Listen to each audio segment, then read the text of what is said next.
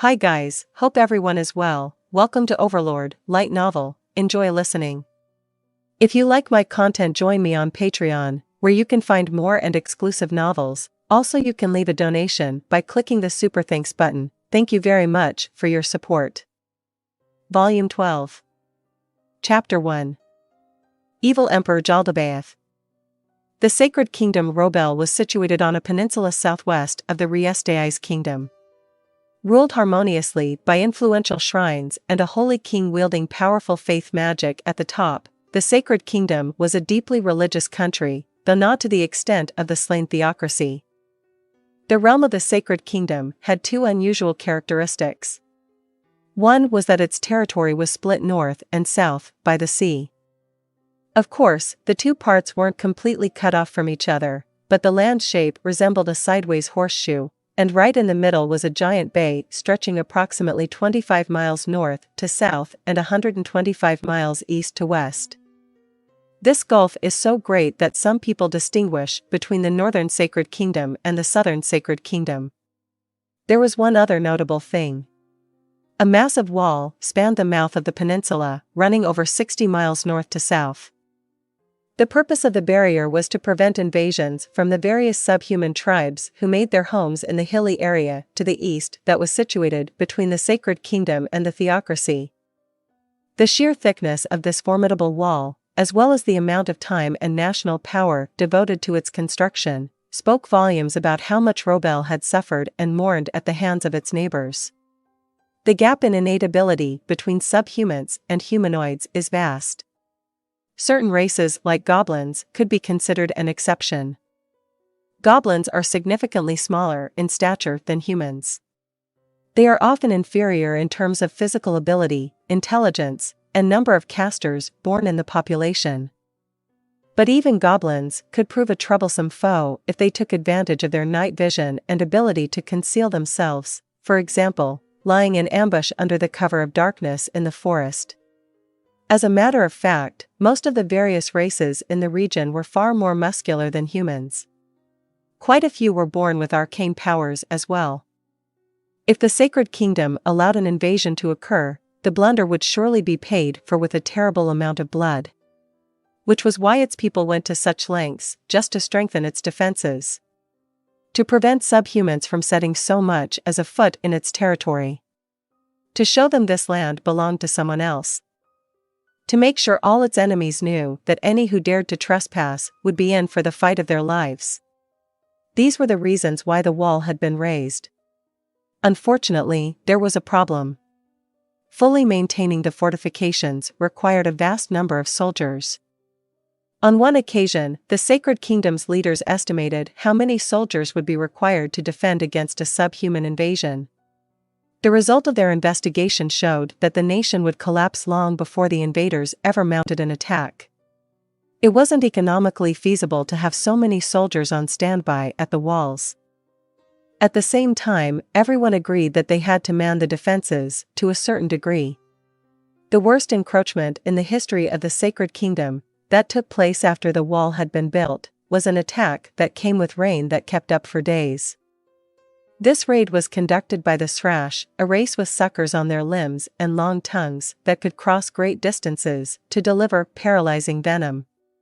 Some elite members of their kind could even change the color of their skin and achieve an effect similar to the camouflage spell. These were the invaders who scaled the wall and pushed westward. Multiple villages fell victim to their predations. The tragedy was so great that rumors of Srash lurking somewhere inside the kingdom persist to this day. With the past weighing heavily in their minds, the leaders of the Sacred Kingdom wanted to make sure they had enough soldiers to prevent a repeat of those dark days. The concept was simple in theory, but manning the walls using standard methods would have been too great a strain on the country. The solution was a series of forts established at fixed intervals along the length of the wall, which were in turn supervised by larger regional fortresses. The smaller forts were garrisoned with only enough soldiers to delay the enemy. In the event one came under concentrated attack, their main responsibility was to immediately light a signal fire to request backup from nearby fortresses. There were also companies that regularly patrolled between forts that could be used as flexible reserves in a pinch. Once these new measures were in place, the subhuman tribes stopped attacking the wall. Despite this improvement, the leaders of the Sacred Kingdom remained obsessively cautious.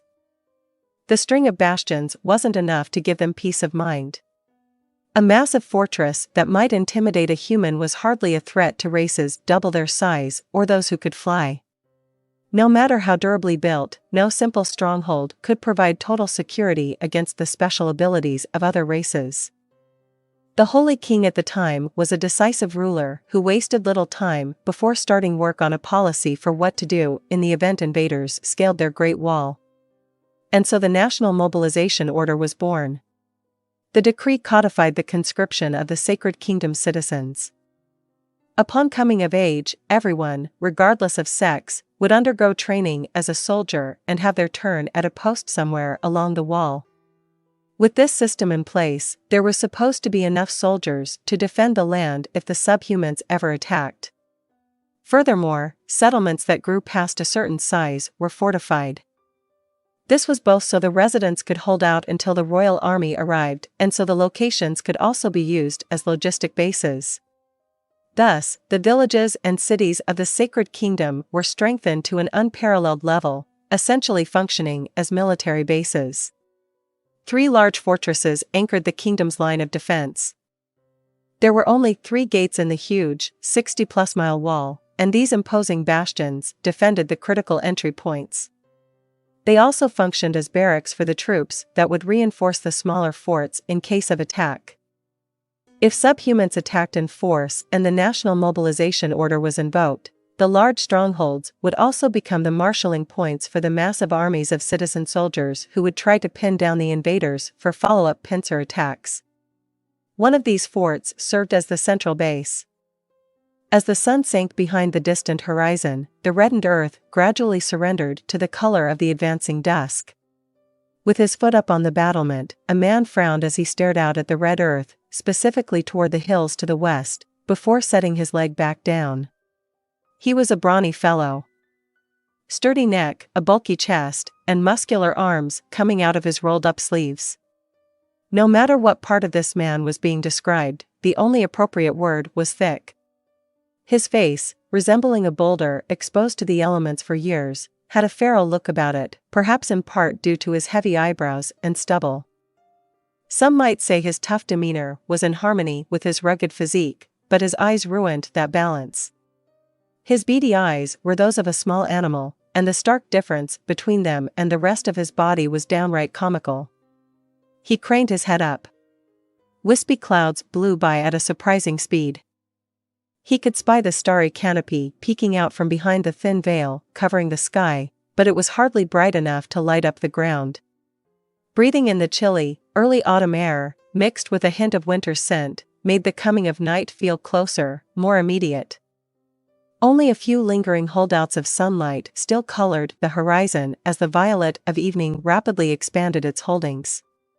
Turning his back to the hills, the man looked over the faces of the soldiers nearby. Those gathered around him, who believed in him, were all veteran warriors. Yet, even their expressions were slightly slack. That was only natural. After all, it was the end of a long day of work.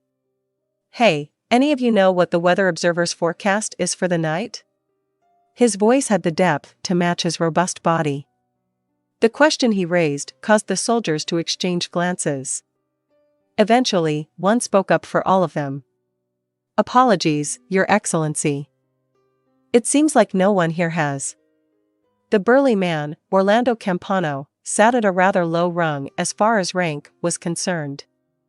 In the Sacred Kingdom, the ranks of the army were, from lowest to highest, trainee, soldier, soldier first class, squad leader, company leader, and commander.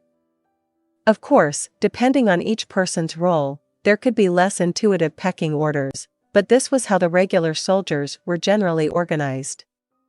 The rank of squad leader certainly wasn't high enough to warrant being called Your Excellency. But the soldier who addressed Orlando wasn't mocking him. It was clear from his attitude and tone that the title was a sign of respect. And that sentiment was shared by all the soldiers present, a group of warriors that exuded power and experience. "All right, then." Orlando slowly stroked his stubbly chin. "Your Excellency, if you give me the time, I can go ask right now. That won't be necessary. Our work is done. The rest is up to the next crew." Orlando Campano, a man awarded one of the prestigious 9 colors by the previous Holy King on the merits of his strength alone. Why was someone of his standing stuck as a lowly squad leader? This boiled down to 2 problems. One was his penchant for going his own way. The man truly hated taking orders. The second was his imprudent focus on strength above all else. The intersection of those 2 issues manifested as, "If you want to give me orders, then first you'll have to put my rump on the ground." Moreover, whenever he spotted someone strong, he would say, "You look like a tough customer. Let's see who's stronger," and go at it until one of them was down for the count. As a result, Orlando often and sometimes literally bashed heads with nobles and superiors. He also frequently got demoted, a whopping 10 times so far. An army has no need for people who can't take orders, they're pests. Anyone else with his record would either be reformed or thrown out. The only reason that didn't happen to Orlando was because he was strong. Also, certain people were drawn to a man like that. Apparently, the rough guys, dissatisfied with being ordered around by feeble nobles, found Orlando's way of life an utter delight, inspiring them to also grasp what their hearts desired with the strength of their own 2 hands. His troops consisted of people who admired that sort of ruffian. It was a large squad, too.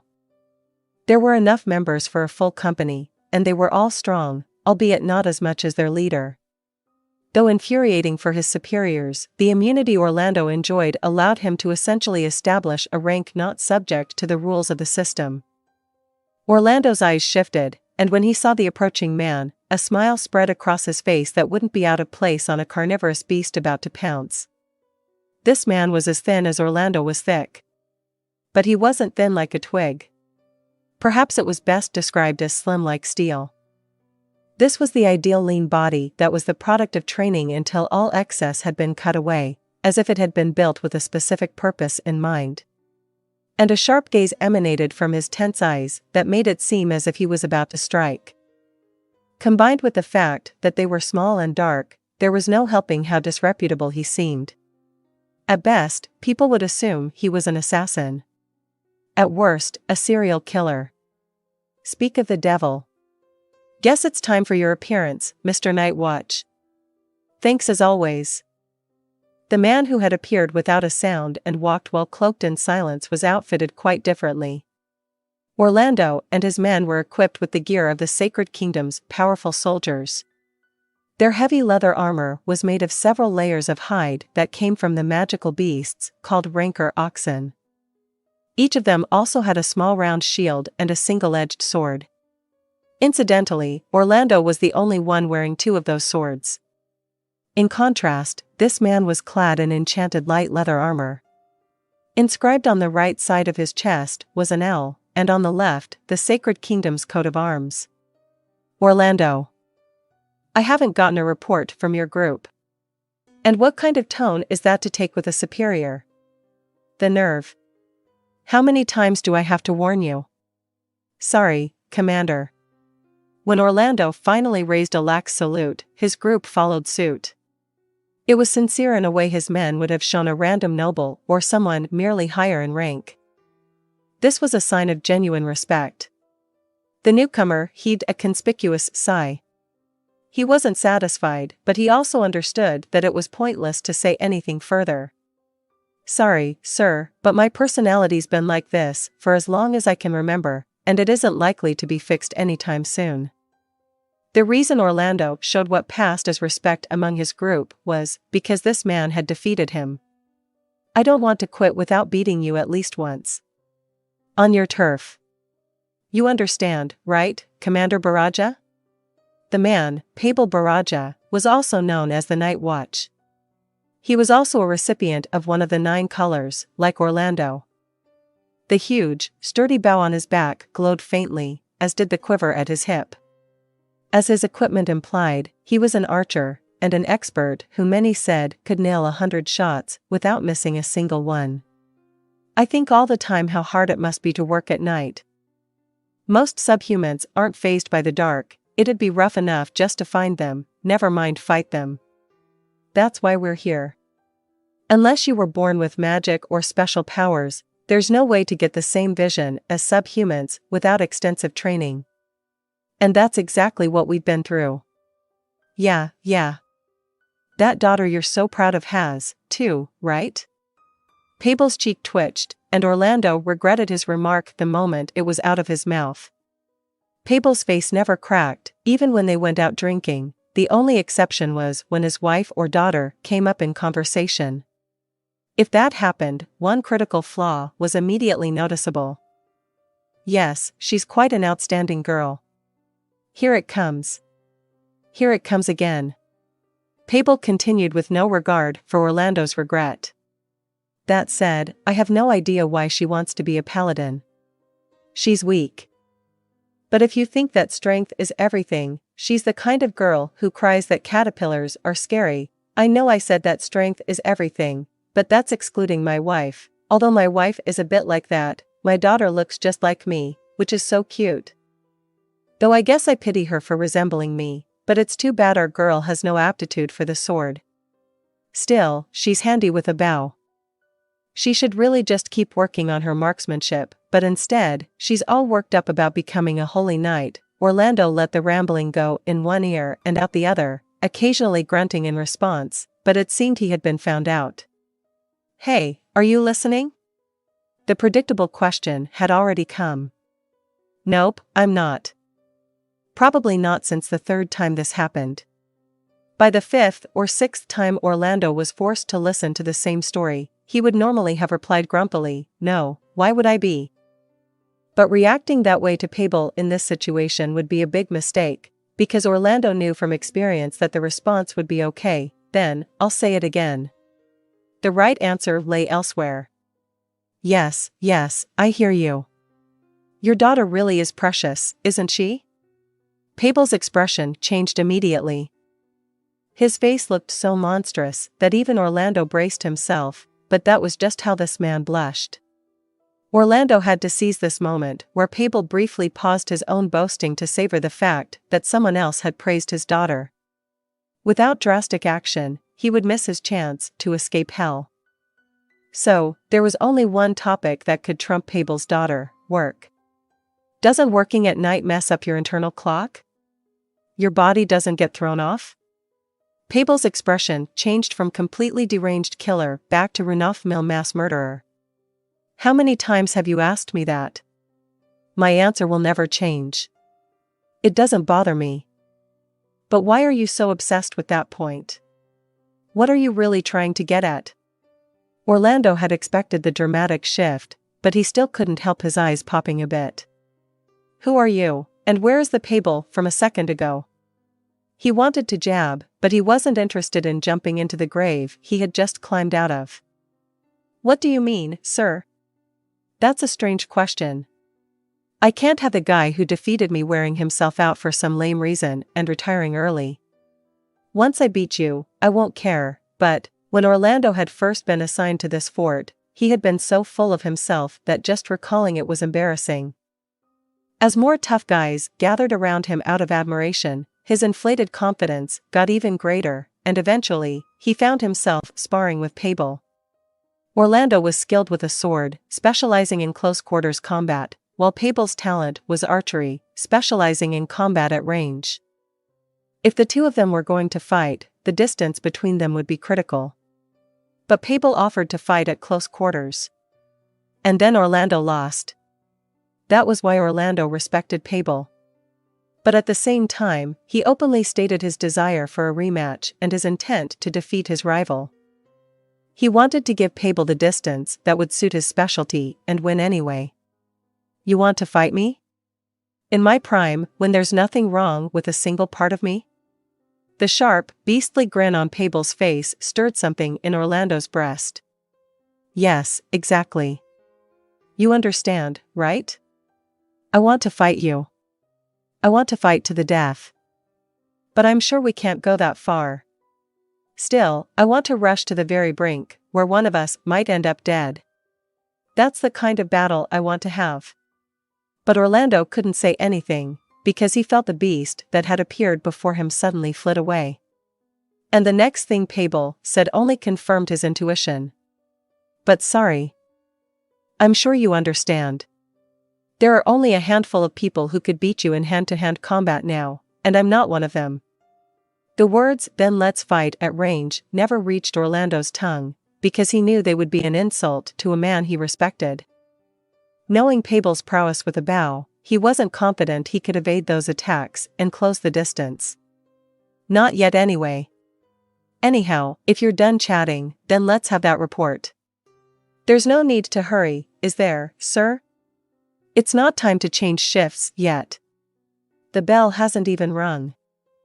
There was still quite some time before the scheduled chime that signaled the guard change. There are still preparations to be made, things that need to be done before the bell rings. We need to be ready so that the moment it's time, we can get straight to work. There's still time, though, right, sir? Let's chat a little more. In that case, why don't I give the report to your aide, Commander? It was one of Orlando's men who spoke. Good idea. You're the best.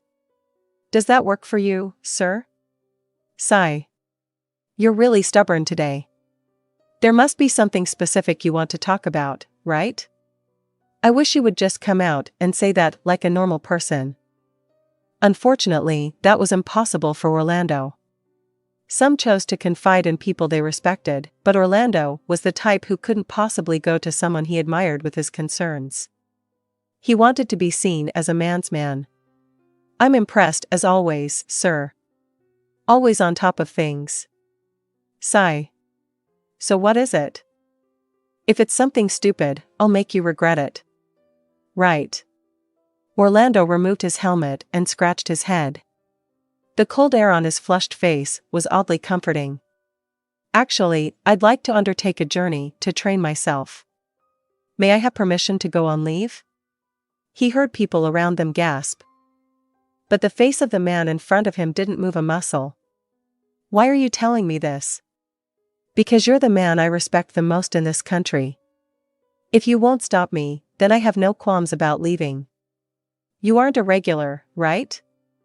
If your conscription period is up, I can't stop you.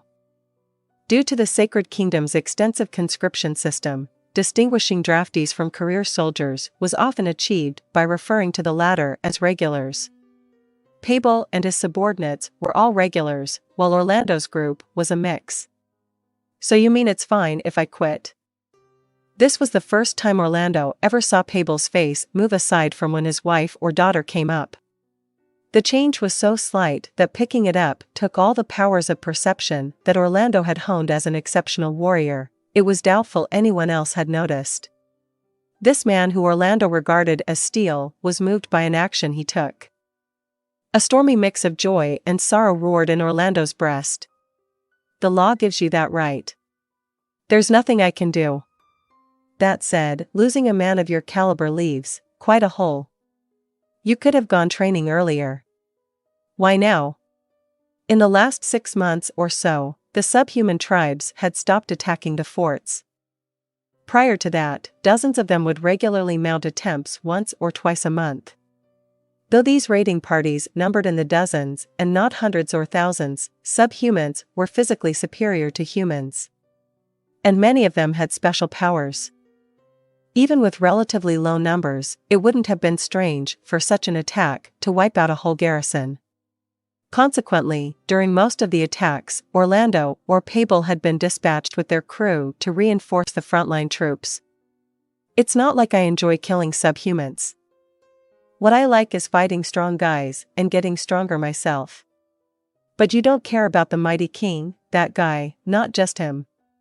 Demon Claw, the Beast Emperor, the Ash Lord, Elementria, Screwspear. Pavel rattled off a list of notorious subhumans, but none of them inspired Orlando as much as the first. The mighty king. He was the king of a race of subhumans, sometimes known as the Breaker Lord. The name came from his skill with weapon-breaking arts and how his combat style centered around that unique ability. This nemesis of the Sacred Kingdom had defeated many a warrior. Orlando had fought him before in a battle that ended in the destruction of not only his sword but also his reserve dagger and hatchet, plus the axe he used to fell trees. Though all of Orlando's weapons had been destroyed, the fight came to an end when the mighty king withdrew upon the arrival of reinforcements dispatched from the nearby fortress. In the sense that he had held out until help arrived, it was Orlando's victory, and many praised his valor. But since he wasn't an enemy worth the mighty king taking on a risk to eliminate, Orlando himself had felt somewhat defeated. I do want to fight him again someday, but I probably can't beat him yet. You probably have to be what they call a hero to take down that guy. Which is why, sir, you heard, right? That the great warrior Gazef Stronov fell in battle? So you heard that as well. The higher-ups are discussing how it will affect the countries in the region. The death of the strongest warrior in the Ainz kingdom was a major topic among Sacred Kingdom soldiers and really anyone who was decent in combat. Do you know the details? I've heard the gist. Apparently, a caster known as the King of Darkness defeated him in single combat. To be honest, I struggle to understand how a caster could fight solo. Orlando agreed. But the term caster encompassed a wide range of people. If a faith caster boosted their strength with magic, they could easily be more than a match for a half-baked warrior. Plus, holy warriors in this country liberally used magic. In a broad sense, they could be considered casters, too. It wasn't impossible to imagine a caster in single combat. I heard this King of Darkness also wiped out an entire army and summoned giant goats or sheep or something. That's news to me. Giant goats. Sounds like a weird guy. Hearing about goats reawakened Orlando's defeated feelings. He knew they couldn't be regular goats if the caster had summoned them for battle. Well, that weird guy is just another reason, for what? I don't follow. Just like how when you beat me, sir, I always ignored projectiles and magic. I thought I could just force my opponents to their knees with my sword. So when I heard that the captain of the Royal Select was killed, I realized maybe I had underestimated those elements of combat. So? I want to retrain. Don't tell me you're going to challenge one of the people in our country you can't defeat. I won't. The people Orlando couldn't beat were a handful of the 9 colors. Deputy Commander of the Marines, Enrique Belsu the Blue. Leader of the Paladin Order, Remedios Custodio the White. Pabel Baraja the Black. A Merman of the Sea, Rand Su and Lin the Green. And though he wasn't one of the 9 colors, the elite priest, Collard Custodio. In other words, they were all people of rank, so fighting them would cause a huge commotion. Even if sparring between members of the 9 colors were somehow permissible, a bout with naked blades would never be allowed. Unfortunately, that level of sparring wouldn't be enough. Fighting with practice swords was totally different from fighting with real weapons, so different that it might even affect the outcome of the duel. Many people did not perform the same in exams as they did in actual combat.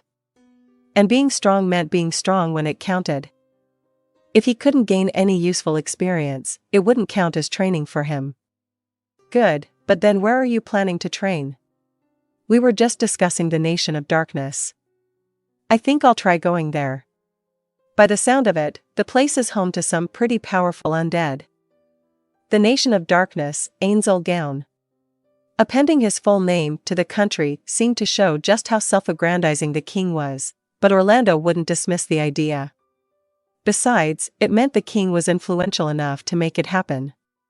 I've heard the name from the merchants who travel between here and that kingdom. The teachings of the shrines had permeated Sacred Kingdom society, so most citizens felt only hatred and repulsion toward undead. Pabel was probably no exception. Then again, Orlando thought about it for a moment. Pabel doesn't hate them as enemies of the Sacred Kingdom but as enemies of his wife. But he didn't bring that up. The commander wouldn't lose his head quite as much as when he talked about his daughter, but it would still make the conversation much longer than it needed to be. The official stance is tacit acceptance, I think. It's probably no problem if someone from the Sacred Kingdom wants to go there, right? No matter how one spun it, the Nation of Darkness, with its army of undead, was a foe the Sacred Kingdom couldn't coexist with. After hearing about the plight of the people in Irantal, which the king had made his home base, many people in the Sacred Kingdom were already calling for soldiers to be deployed. But the Sacred Kingdom was busy dealing with the threat that the subhuman tribes posed, so until the hills were cleared, there was no way it could take military action against another country. Regardless of what the masses desired, the government was content with simply directing passive criticism at the Nation of Darkness. A trip to the Nation of Darkness. If you ask the higher-ups, you could probably stay with the army and still go. That place comes just after the subhumans on their list of priorities. Apparently, they're thinking of establishing a united front with the theocracy. Really? But won't our differences in faith make a mess of it? Yeah, I'm sure they will. Anyhow, if you stay in the army, then you'll be able to get support from the country, and there shouldn't be any obnoxious border inspections, at least as far as I know. It'll also be timely, since the higher-ups want to know more about the inner workings of the Nation of Darkness. That's not a bad idea, sir. But then I can't just smack whoever I choose, though. The fact that you're not joking is problematic. I'd feel bad for you if I caused an international incident. A cold evening wind whipped by. Pavel, his expression unchanging, was silent for a moment. Then, looking disgruntled as always, he murmured, "Well, it'll be lonely without your dumb face around here anymore." Orlando smiled. It looked like the grin of a ferocious beast, but this was an uncharacteristic sign of bashfulness. Pavel didn't say not to go, but he didn't say to go, either. He also tried to give Orlando a place to come home to. "Well, I am sorry about that. But I'll get stronger and come back. By then, I'll be able to teach you a lesson or two." That's some big talk. When Orlando flashed him an easy smile, Pavel returned it. It was as fierce an exchange as two beasts growling at each other. Just then the bell rang. "Time to change shifts? I guess we chatted a bit too long, I might get a warning later." But Orlando's thoughts scattered as the bell continued to ring. When Pavel whipped around to face the hills, Orlando did the same. This bell meant subhumans had been sighted. For over 400 yards out from the wall, there was nothing to obstruct their view. In the past, there had been hills and trees, but when the wall was built, clearing and flattening a large swath of the surrounding land had been a part of the public works project. The only light at this hour came from the stars. Across what was essentially a big meadow, toward the hills where there was more cover, shadows crossed the darkened ground. "Sir." It was impossible for Orlando to see them at this distance in this gloom. That was why he called out to the man with better eyes. "No doubt about it, those are snake men." The response was instant. Snake men were humanoid creatures covered in scales, with heads and tails like cobras, a race thought to be closely related to lizard men. Their cobra heads produced a potent venom, which they also daubed on their crude pikes. If possible, it was best to avoid close-quarters combat with them. That said, Orlando and his men had trained their bodies to the point that they had a good chance of resisting the effects of the venom. The scales provided some defense, but not enough to repel sharpened metal. Snake men also employed their tails to great effect in combat, but those could simply be considered another weapon. Finally, due to their snake-like senses, these creatures had the upper hand in the dark, but that disparity could be managed. Will we be the vanguard? No, Pavel's team will probably feather them all before they make it over here. Snake men loathed anything cold, so they didn't have metal armor. That made it easy for first-rate archers like Pavel's troops to take them out. "How many, sir?" Most raiding parties would number fewer than 20. "Sir?" The lack of an answer gave him pause. When he looked at Pavel, what he found instead of the expected blank expression was one of obvious confusion. What is it, sir? Their numbers are still growing. This could be trouble. Other races have showed up. I see Armats, ogres, Caven. Seriously? All sorts of subhumans lived in the hills, but it wasn't as if they all got along. On the contrary, there were often conflicts over turf. Aside from goblins and ogres, who often cooperated, and races who enslaved others, members of different races usually weren't seen working together. There had even been cases where one race would attack the sacred kingdom because they had been forced out of their lands by another race. Was it possible that was the driving force this time? If not, is this a major invasion? Someone spoke up. They may have meant to murmur it to themselves, but the comment sounded strangely loud. Orlando. There's something I want to ask you. There was an indescribable tension in Pable's voice. Given the situation, that was expected. Demographics, culture, religion. Observations of the many countries largely made up of people of the same race demonstrated how difficult it was to unify a nation. That task became even harder when multiple races were involved. Bringing together the myriad subhumans in the hills seemed an insurmountable challenge. But if they had managed to achieve that somehow, it would mean the beginning of a battle that would decide the fate of the Sacred Kingdom. Orlando trembled. In order to bring such diverse races together, there would need to be a clear source of power. For humans, wealth or knowledge could be that source, but for subhumans, physical strength was most convincing. In other words, there could be someone crazy strong out there. Answer on your instinct as a warrior. Why do you think they showed up at this, our most heavily defended fort? Either they're a detachment attacking as a feint so that another group can break through a weaker area, or they think they can smash through the front door. They want to obliterate 1/5 of the Sacred Kingdom's fighting power right here, right now. Though he felt Pable's sharp gaze on his profile, Orlando continued. At the same time, they can establish a bridgehead at this fort. They would also lower our morale while boosting their own to boot. The National Mobilization Order might be invoked. A war this big was only supposed to happen once in Robel history. Can't believe we're gonna get another one in our lifetime. I'm going to report this up the chain. Come with me. You got it, sir. Boys, this party's about to get started. Go grab your spare weapons. The larger the enemy army, the longer it would take to get into position. And it would take all the longer if it was made up of various races. But the same could be said of the Sacred Kingdom's side. It took time to prepare an army. Even on the front lines. There were an astonishing number of things to do. They had no time to waste. Orlando set off running after Pable. As the enemy army took up its position, Pable felt his throat begin to burn. The longer it took them to attack, the more soldiers could be concentrated at the fortress and the more time the Robel Sacred Kingdom's government would have to activate the National Mobilization Order. The military leadership seemed to welcome the delay, but Pable felt differently. Some subhumans had intellects that equaled or even surpassed human intelligence.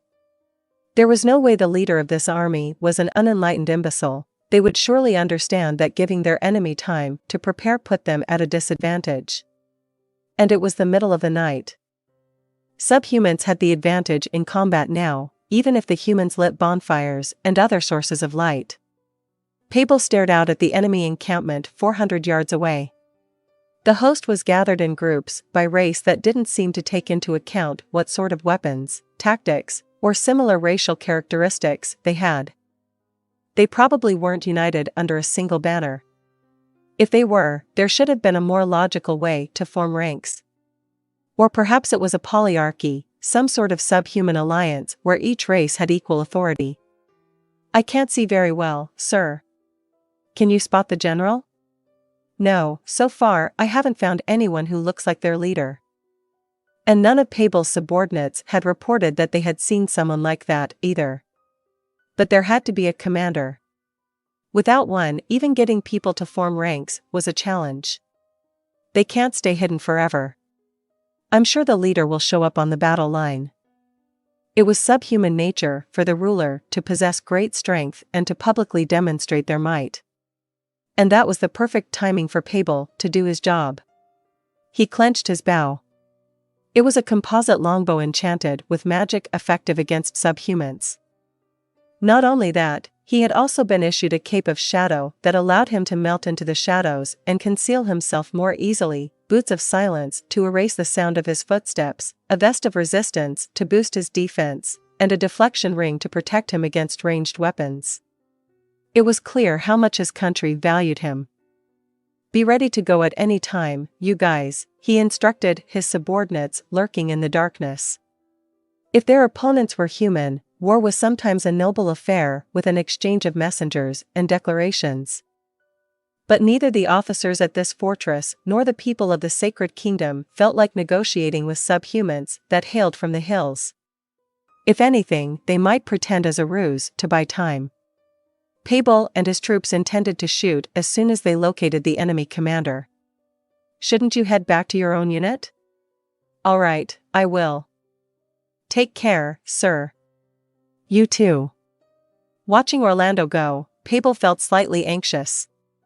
Some of the special abilities subhumans had were fatal for their victims. Like the gaze of the Jaldabaoths. These subhumans had eyes so large the proportions of their faces were bizarre. They possessed two types of dangerous gazes. One was charm, which would lure its victim into approaching unconsciously, despite the danger. Yes, even from the top of the wall, anyone affected by charm would attempt to reach the Jaldabaoth via the shortest route. Normally, magic items were equipped to boost resistance against such unique abilities, but Orlando hadn't been issued any, so with bad luck, one attack could be the end of him. When Pavel closed his eyes to calm himself, the image of a woman appeared in the back of his mind. One of the 9 colors, she of white. She makes me nervous in a different way. She's liable to cause trouble with her ignorance. And it'll be pink cleaning up after her. Why does my daughter want to work with her? She could just meet a good man, fall in love, and settle down like a regular civilian, but instead, can't be doing this now. He shook his head to clear it of the spiraling worries about his daughter. He turned to look at the subhuman camp again, partially to switch his mind's gears. It was unclear how many of them lurked beyond the hill, but there were many banners flapping in the wind. The sole Tier 3 caster at the fort had flown into the sky and confirmed they weren't fake banners. There really were that many enemies out there. It didn't seem likely to end as a staring contest. Pavel performed his usual ritual. From his breast pocket, he removed a wooden doll and he gave it a kiss. His daughter had made it for him when she was 6 years old. It was a strange-looking doll, fur limbs jutting out of a circle, but apparently, it was meant to be her daddy. He still remembered vividly how she had cried when he complimented her on her neat monster, and the kick his wife had given him. It had been rubbed so often, it was wearing down, and the indentations that had been carved for the eyes and mouth were smoothing out. She had grown so much since that time, and he would have liked her to make him a new doll that resembled him better, but perhaps she wouldn't understand his feelings. It didn't seem like she would be working on a new one anytime soon. Maybe it was because he hardly saw his wife or daughter due to his long hours on the job. He felt like a gulf was growing between him and his girl with each passing day. She used to run and jump into his arms the moment he arrived home, but at some point, even when he got to go home, he didn't get a hug anymore. "She's outgrown her daddy," laughed his wife, but to Pavel, it was a serious matter. "If I could get a couple of months off, it would be great to go camping together like we used to." When he shared his ranger knowledge, his daughter had looked at him with admiration and respect. That's what his plan was centered around, though he realized it probably wouldn't be so easy. Pavel tucked the doll back into his pocket. His daughter was aiming to be a paladin, so she wasn't at home. Even when he finally got to go visit, she was off and away. Yeah, it would have been better, well, at least a little, and I really mean a little, just a teensy little bit, if she had married a man near home. Life as a paladin was the last thing his daughter was suited for. He'd been watching over her all her life, so he knew it was a mistake. She chose that path because she looked up to her mother, who was once a paladin. But that didn't qualify her to be one, too. Only a knight who could realize the justice they believed in could become a paladin. While he never said so, mostly because he was scared of his wife, Pavel thought paladins were fanatics. Does my girl understand that? I don't really want her to. There are so many of them. Hearing his aide, short of breath and murmuring as he gazed out at the enemy encampment, brought Pavel back to his senses. Yeah, there are. But don't be afraid. All you have to do is support me.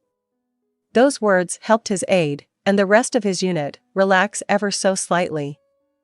Yes, that's fine. Nerves are a sharpshooter's worst enemy.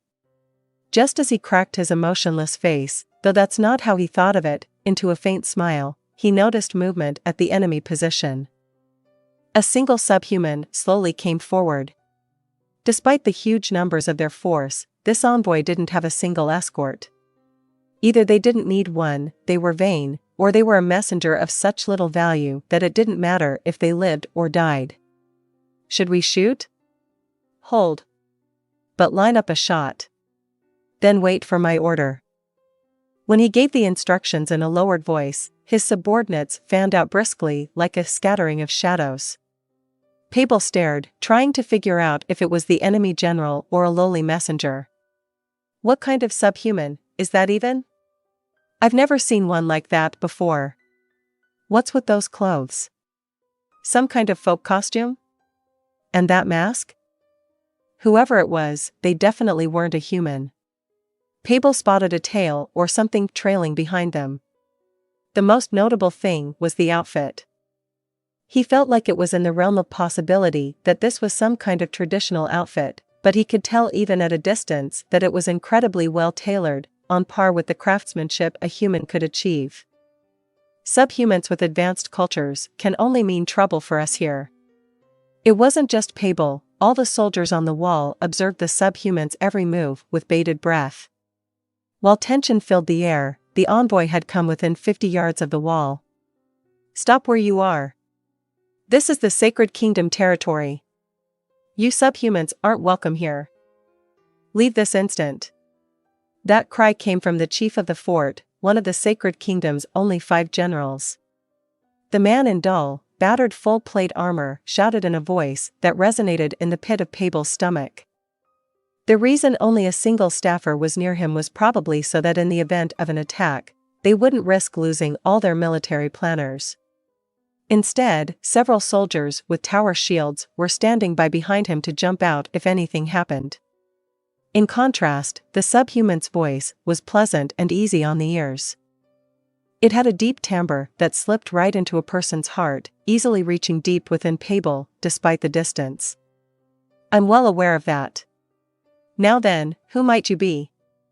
I'm the general charged with the protection of this fort. Who in blazes are you? You're under no obligation to give out that information. Pavel frowned. But he knew this general wasn't talented at finessing things, so there wasn't much to be done about it. I see. Well, it would be rude not to answer when I've been asked my name. Pleased to meet you, subjects of the Sacred Kingdom. My name is Jaldabaoth. Really? The one who screamed was the staffer next to the general. The great demon Jaldabaoth? The one who led demons on a rampage in YGGDRASIL's capital? I'm honored that you've heard of me. Yes, I'm the one who held that much applauded party in the YGGDRASIL kingdom. But Great Demon Jaldabaoth? That's a rather sad title. How about you call me Evil Emperor Jaldabaoth? Pavel rolled the words Evil Emperor Jaldabaoth around on his tongue.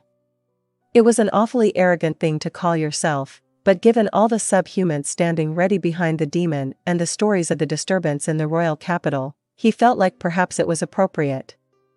Do you mean to assault my country like you did YGGDRASIL? No, not quite. In YGGDRASIL, I met a terribly powerful warrior. Jaldabaoth shrugged his shoulders helplessly. The motion was so elegant, Pavel almost felt like he was on par with a human noble. But, well, I'll take the liberty of omitting those details. So why have you come? Why have you led these subhumans here? I came because I want to turn this country into hell. I'd like to make this place a fun sort of nation where shrieks, curses, and wails echo without end. But when millions of humans are involved, I can't take the time to toy with each of you individually. That's why I brought the others. They will lower you human weaklings into the swamp of despair up to your necks, drawing out sobs of grief and supplication on my behalf. He sounded so amused. This was the moment Pavel learned the meaning of evil. When the ordained clergy shouted about the evil subhumans, it was mere propaganda meant to raise morale. Absolute nonsense. Broadly speaking, the usual subhuman attacks were about the utterly natural business of obtaining feeding grounds. A primal fear assailed Pavel, making his skin crawl. But at the same time, he was fiercely determined. This country was the home of his wife and daughter. How could he let this demon enter the sacred kingdom? The hand gripping his bow tensed. If Jaldabaoth or whatever his name intended to threaten them, he'd made a big mistake. Humans weren't cowardly. This demon would learn how foolish it was to underestimate them once they mounted a formidable counterattack. The soldiers on this wall would defend the sacred kingdom with iron resolve. Even if it appeared to have rusted in recent years, their devotion to their homeland remained strong. You think we would allow that? Hear me clearly, foolish Jaldabaoth, the general roared. Yes, he really roared. This is the sacred kingdom's first line of defense. And its last. We won't let you trample the peace of our people. Primed by his shouts, the nearby soldiers raised a battle cry. That was the moment their morale blazed brightest. If Pavel hadn't been concealed, he would have screamed with them. His subordinates, shivering slightly, must have felt the same. But a mocking applause dampened their mood. After clapping, the demon spoke. So you're the dogs guarding the cradle? How delightful. It's very important to have something to protect. I think I've taken a liking to you fellows. Any prisoners we take here will be given my finest welcome. He laughed as he spoke, sounding truly pleased. Jaldabaoth wasn't talking very loud. So from where Pavel was standing, he shouldn't really have been able to make out every word. But strangely, he could hear them all quite clearly. It sounded like the demon stood right behind them. Nothing to worry about. It's probably magic. There were spells and enchanted items that could magnify voices.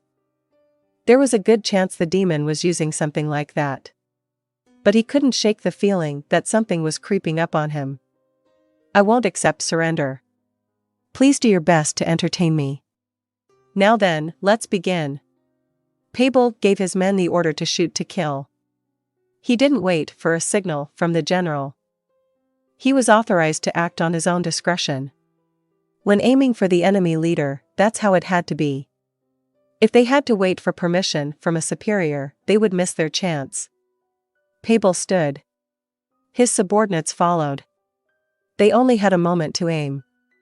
To Pavel, 50 yards was point-blank range. He drew his bowstring with the intent to kill without hesitation, and felt his eyes meet Jaldabaoth's behind his mask. I'm not giving you time to flee or defend. You'll regret being arrogant enough to come to the front line alone. Loose. At the sound of Pavel's voice, 51 arrows flew. Enchanted missiles launched from enchanted bows. Fire arrows trailed red, ice arrows, blue, lightning arrows, yellow, acid arrows, green, Pavel's holy arrows, white, all racing across the void. Having been loosed from strings drawn to their limits, they flew in straight paths, none of them arcing. All struck their target, Jaldabaoth, without fail. Pavel's shot was particularly powerful. Boosted with arts and skills, its destructive energy matched that of an overhead blow delivered by a heavy warrior. Even a man in full plate armor should have gone sprawling. But Jaldabaoth endured all 51 arrows without so much as flinching. Then something happened that made Pavel doubt his eyes. The arrows that should have pierced his body all fell to the ground. What? Some defensive ability against projectiles? As he prepped his second arrow, he frantically tried to figure out how Jaldabaoth managed to defeat the attack. Some monsters had abilities that made them immune from certain attacks. For example, lycanthropes could hardly be hurt at all unless the weapon was made of silver. So perhaps Jaldabaoth had a similar ability. In that case, what sort of attack would pierce his defenses? The arrow Paladin had just shot was made of iron and imbued with holy energy, which was effective against evil monsters. A demon should never have been able to fully protect itself from that, but the irrefutable truth was that he had nullified it. Finding the path to victory now depended on trying different sorts of arrows to gather information and rip off the veil to uncover Jaldabaoth's weakness. The next arrow Paladin knocked was silver. It was also blessed with holy power. Very good. Allow me to make my first move as well. It's not a very exciting present, but I'd be happy if you'd accept. Tier 10 Magic, Meteor Fall. Paladin sensed something coming from overhead at a speed that was impossible to evade. When he looked up, he saw a ball of light. A giant red-hot boulder, but even bigger. As the light enveloped his entire field of vision, he saw, for a moment in the blinding brilliance, his wife and daughter. He knew it was a hallucination. His daughter was old enough to choose her path in life, but he saw her small, held tightly in his young wife's arms. No, if I don't say she's still young even now, she'll key. The meteor that fell on the wall through the tear in the sky caused a massive explosion. The thunderous sound was enough to echo in the pit of every single person's stomach. The huge blast swept everything away and shattered the fortifications. As the dirt that had been blown in the air fell back to the ground, the obscuring cloud gradually settled. Once the dust cleared, the first notable sigh was of the crumbled wall. It couldn't even be called ruins. As for the fate of the soldiers, one look at the gouged-out wall was enough to know. There was no way for mere humans to live after being subjected to such a cataclysm. Of course, Demiurge knew better than that.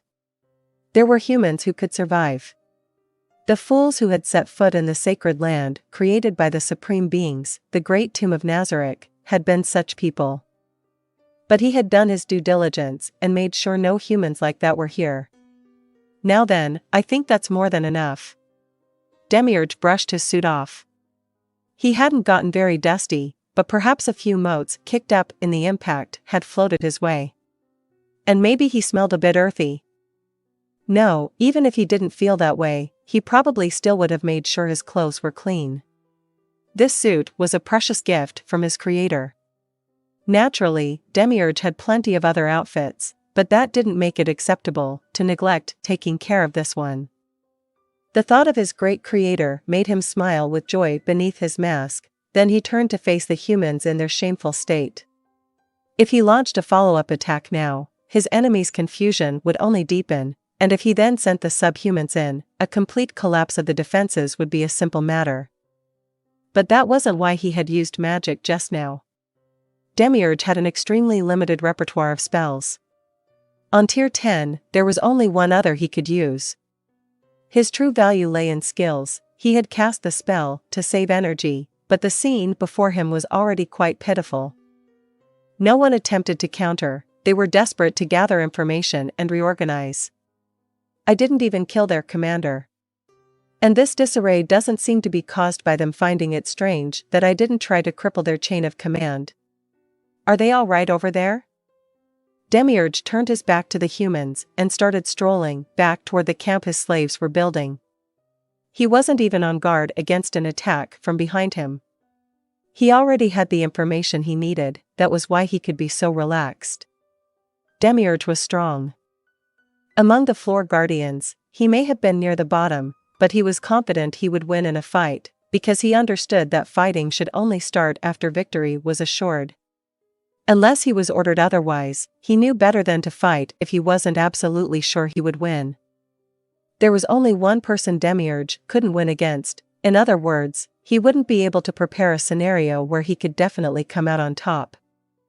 That being was the ultimate, the apex, the one who held everything in the palm of his hand, he who possessed a greater intellect than Demiurge, who could conspire in unimaginably crafty ways, and whose foresight seemed to stretch into eternity. The highest ruler of the great tomb of Nazarick, Ainz Ooal Gown. Yes, the only one he couldn't best was the supreme being to whom he had devoted himself. Creating a huge number of undead is part of his scheme. Once that plan is in place, Lord Ainz will be untouchable. What a terrifying being. And everyone else must surely understand the joy of being ruled by one such as. The thud was the first unexpected thing that had happened so far, and Demiurge turned around to see what had caused it. A man was slowly rising to his feet. He must have jumped off the wall. He's dead. The man I wanted to defeat is gone, the man said, drawing a sword with two hands. Demiurge searched the data he'd collected based on the man's appearance. The answer came up instantly: threat level, E, a worm. Chance of miscalculation, E, none. Importance, E, guinea pig. In other words, he was trash. But since he was one of the powerful 9 colors, not that all of them were strong, Demiurge thought he would be useful as experiment material if taken prisoner. The man charged at him with a battle cry. How slow. Far too slow. If this is all the speed you can muster, shouldn't you use your head a bit more? Maybe try casting silence and approach quietly to close the distance a bit. The man came running, at a leisurely pace, across a distance Demiurge's colleagues would have closed in the blink of an eye. According to the data he had gathered, this dim-witted man had a skill that enabled him to land a blow many times stronger than his usual attack whenever he broke a weapon. That was why he held one sword in his hands and had more on his hip. How should I kill him? Since I'll be taking him back, it would be better to do it neatly. He's finally here? After taking care to stay back far enough to avoid getting spattered even if the man's blood spurted, Demiurge issued an order. Slit your throat with that sword. There was a thudding noise. The eyes of the man who had sliced his own neck open were filled with confusion. When the light faded from his eyes, leaving only cloudy glass marbles, that was when he collapsed with a thud. Screams of grief could be heard from atop the wall. Demiurge approached the man, hooked a pointer finger on the back of his collar to lift him up, turned on his heel, and went back to his camp. Upon his return, the representatives from each race, though none of them held any authority, gathered before him. Demiurge had mentally divided the subhumans into 2 categories. On one side were the bloodthirsty types who fed on humans. They willingly submitted to power and followed him out of positive emotions. On the other side were those who followed him out of negative emotions such as fear. The ones he chose were from the latter group. You assembled rather slowly. And then he grabbed the shoulder of a random subhuman from the group. It was a Zeruan. He tore its shoulder skin right off. Though Demiurge was one of the least powerful floor guardians, he was still capable of this sort of feat. With an incoherent shriek, the subhuman who had lost its skin fell to the ground in agony. All right, please begin your attack. Don't cause too much damage. The real fight begins on the other side of the wall. Demiurge's demeanor suddenly changed, and now he spoke to them kindly. The kindness he showed to members of Nazarick was genuine. He was tender-hearted when dealing with his friends. But the kindness he showed outsiders was the sort of care that a useful tool would receive. Having received their orders, the subhumans rushed back to their groups. The one who had fallen was no exception. They had been told that a happy outcome awaited only those who obeyed Demiurge's orders and got excellent results. And they'd also been told that those who achieved the opposite would find an appropriate future awaiting them. With a gentle smile, Demiurge watched them set off. All right. I suppose it's time to move on to the next order of business. Demons. He activated one of his skills and summoned a large number of disposable demons. To him, they were an extremely weak variety, but summoning stronger ones would mean not being able to field as many. In this case, the most important thing was that the Sacred Kingdom soldiers would spread the word that they were being attacked by demons. For that, he needed numbers. Listen up. You're to support the subhumans. and drive the humans off in a clever way. Don't do anything stupid like killing every last one and leaving none to return home." The low-level demons nodded and flew into the air. Though summoned monsters shared the knowledge of the summoner to some extent, it was never terribly detailed. Only assuming they could perform basic tasks like differentiating between friend and foe was the best bet. For that reason, it was important to give orders at the time of summoning. "Alright, I hope the chips fall where I want." Demiurge had employed his intellect to plot out various scenarios, calculate dozens of potential developments, and prepare contingency plans that would achieve his aim. He had anticipated things might go slightly awry. But sometimes a real idiot would show up and do something utterly unexpected. Someone as wise as Lord Ainz can probably predict even a fool's moves, but I'm not quite there yet. I do hope Lord Ainz enjoys this. The thought made his pulse quicken. What would he do if this show he had spent so much time planning for the amusement of his supreme master failed to please? "People of the Sacred Kingdom, I beg you from the bottom of my heart, entertain Lord Ainz with your pathetic lives. That said, I wonder how I can tweak this plan in order to get the best results." Like a student waiting for feedback from a professor he admired, Demiurge's breast blazed with anticipation and excitement as he smiled. "I study Lord Ainz's actions to improve and devote myself even more fully to him." What joy! To Demiurge, who was born to serve the supreme beings, there was nothing more fulfilling than doing his best for his master. "I can't wait." News quickly spread that an allied subhuman army, a huge one, had defeated the largest, sturdiest, most well-garrisoned central fortress. Word that they had gotten past the wall raced throughout the entire Sacred Kingdom. The commander of the subhuman alliance was evil Emperor Jaldabaoth. He was the demon who had gone on a rampage in Ainz, and now he had ripped through the Sacred Kingdom's defenses with his devastating magic like it was so much as paper. The subhuman alliance was made up of 16 races, and their total head count was estimated to be over 100,000. Their great war host had run into difficulties breaking down the wall and destroying the fort, so its advance had stagnated. Upon hearing that, the highest authority in the Sacred Kingdom, the Holy Lady, invoked the National Mobilization Order. Since the Sacred Kingdom extended north and south sandwiching a bay, when it mobilized an army, it necessarily raised two, the Northern Army and the Southern Army. The armies gathered at their respective strategic hubs, the cities of Cairnshaw in the north and Dubonnet in the south. Meanwhile, they observed the enemy's actions for several days. Then the scouts observing the wall reported something that made the situation more tense. "The subhuman alliance army is advancing west in full force. Estimating arrival at northern fortress city Cairnshaw in a few days." "I see. So this will end up being the battlefield." It was the Holy Lady, Calca Besserez, who spoke. She was quite a few steps down the line of succession, and it was usually males who took the throne, so she never should have become the supreme holy ruler, but she received the crown for two reasons. One was her physical beauty. Her blooming features, sometimes praised as the Robal's greatest treasure, combined formidably with both her charm and her determination. She also had a reputation for her long hair, often likened to shimmering golden thread. It practically looked like an angel's halo graced her head, and not a few people who caught sight of her gentle smile spoke of her as a saint.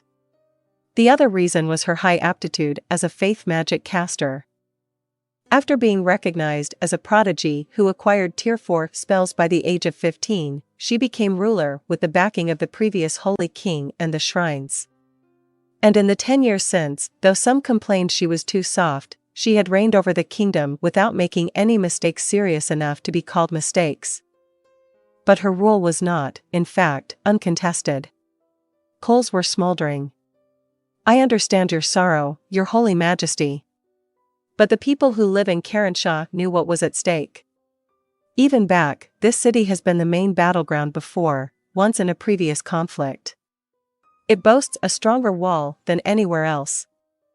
The one comforting her was a woman with brown hair.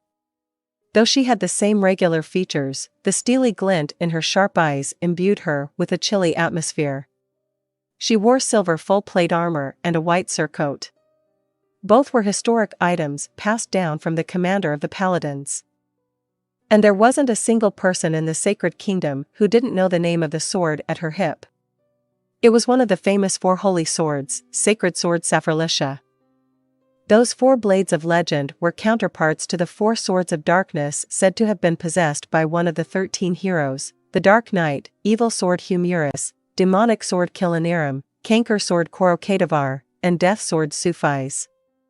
Incidentally, the other holy swords were Justice Sword, Pure Sword, and Life Sword. Anyone gifted with such a weapon would have found it tempting to rely on its strength and slack on the fundamentals. For that reason, this woman didn't carry this sword around very often. She wore it now because she knew she would have to face the impending fight with indomitable resolve if there was to be any hope of victory. Her name was Remedios Custodio. She was Calca's close friend, and as the commander of the Paladins, said to be strongest in all their history, she provided military backing for the Holy Lady's authority. She was also white of the 9 colors. Right. Plus, we had all the non-combatants evacuate, so they won't be in danger. The only issue after the war is who will pay for it all. The source of an unsavory was a different person. The slant of her eyes and the shape of the corners of her mouth were a bit different, but she bore a strong resemblance to Remedios. Still, those subtle distinctions resulted in a dramatic change in the impression she made. She seemed like she had a hidden agenda, to put it unkindly, like she had some scheme up her sleeve. This was Remedios' sister, 2 years younger than her, Calart Custodio. She was a high cleric and head of the clergy. Her magical ability allowed her to use up to Tier 4 faith spells, or rather, that was her cover story. The public had no idea of her true ability, those close to her knew she could cast Tier 5 as well. Incidentally, she was not one of the 9 colors. Though she was subordinate to both the influence of the shrines and the Holy Lady, due to various considerations for the balance of power, the country thought it politically wise to avoid bestowing a color on her. Together, these 2 were known as the Genius Custodio sisters, the right and left hand of the Holy Lady. Since many nobles suspected that Calca, despite being a woman, had ascended to the throne thanks to the Custodio sisters working behind the scenes, unfavorable remarks were often aimed at all 3 of them. They had cleared plenty of bad rumors, but there was one, that since they were all unmarried and had never even gone around with men, they must have been in some inappropriate relationship together. They couldn't get rid of no matter how many times they denied it, which pained Calca. Hearing that makes my head hurt. It's really just a lot of trouble if we win and don't stand to gain anything. But there are reports that the subhumans are well outfitted this time. Couldn't we sell their gear or something? Exactly, is what I'd like to say, but I can't agree, honored sister. You say we could sell the gear, but to whom? You aren't thinking this through. We'd have to sell them to another country, and no one will want to pay premium prices for subhuman gear. Plus, we should avoid furnishing the armories of our neighbors until we finish rebuilding the battered section of wall. I especially don't want the Nation of Darkness flooding in. You're against the Nation of Darkness? I never heard anything about that at court, none of the priests like them. Do you feel differently, Your Holy Majesty? Calca thought for a moment. As a person of the cloth, as the holy ruler, she hated it. But as the head of a state, a sovereign's job is to care for subjects. And to give them peace. If their king is capable of that, then why should I mind? The sisters exchanged glances in front of her. Care for people? A thought like that would never enter an undead's mind. I agree with my sister. I hardly think an undead could have compassion for the people the way you do, Your Holy Majesty. You're both so harsh. You mustn't badmouth someone you've never even met. The 2 of them, at a loss, wore nearly identical expressions. Yep, they're sisters, Calca thought, and she suppressed the smile, tugging at the corners of her mouth, to speak in a more solemn tone. What do the staff officers have to say? Tell me about our plan to counter Jaldabaoth, Kalart. The Holy Lady had been visiting the base to raise the soldiers' morale, so she missed the war planning meeting. The Sacred Kingdom soldiers had better training than those of other countries, but they were still a levy army. Maintaining morale was crucial. Yes, Your Holy Majesty. There's a debate about the various scenarios we can envision: if the subhumans surrounded the city, if they pass us by, if they veer south, if they split their forces into 2 or 3 groups to go after multiple objectives, and so on. This was the sort of moment where Kalka recognized that although the sisters resembled each other, they were quite different. If she had asked the elder of the two, she would only have been able to get a frustratingly meandering report that never got to the point. I see. And which scenario do they believe to be most likely? Given the way the subhumans tend to conduct raids and what has happened so far, they feel that an encirclement is most likely. But there's one problem this time. Yes, there is, isn't there? What's that? Remedios had been escorting Kalka, so she hadn't attended the planning meeting either. But the fact that the Holy Lady understood immediately and she didn't stemmed from different issues. Honored sister. The demon who rampaged in the capital, Jaldabaoth. I don't know what kind of intellect he possesses, but demons tend to be quite crafty. He may have some stratagem we're not prepared for. That makes it tough for the staff officers who have to plan the operation, then. Kalka had a thing or two she would have liked to say to the commander of the Paladins, but she held her tongue. This is a real pickle we're in. So what will we do if the subhumans surround us?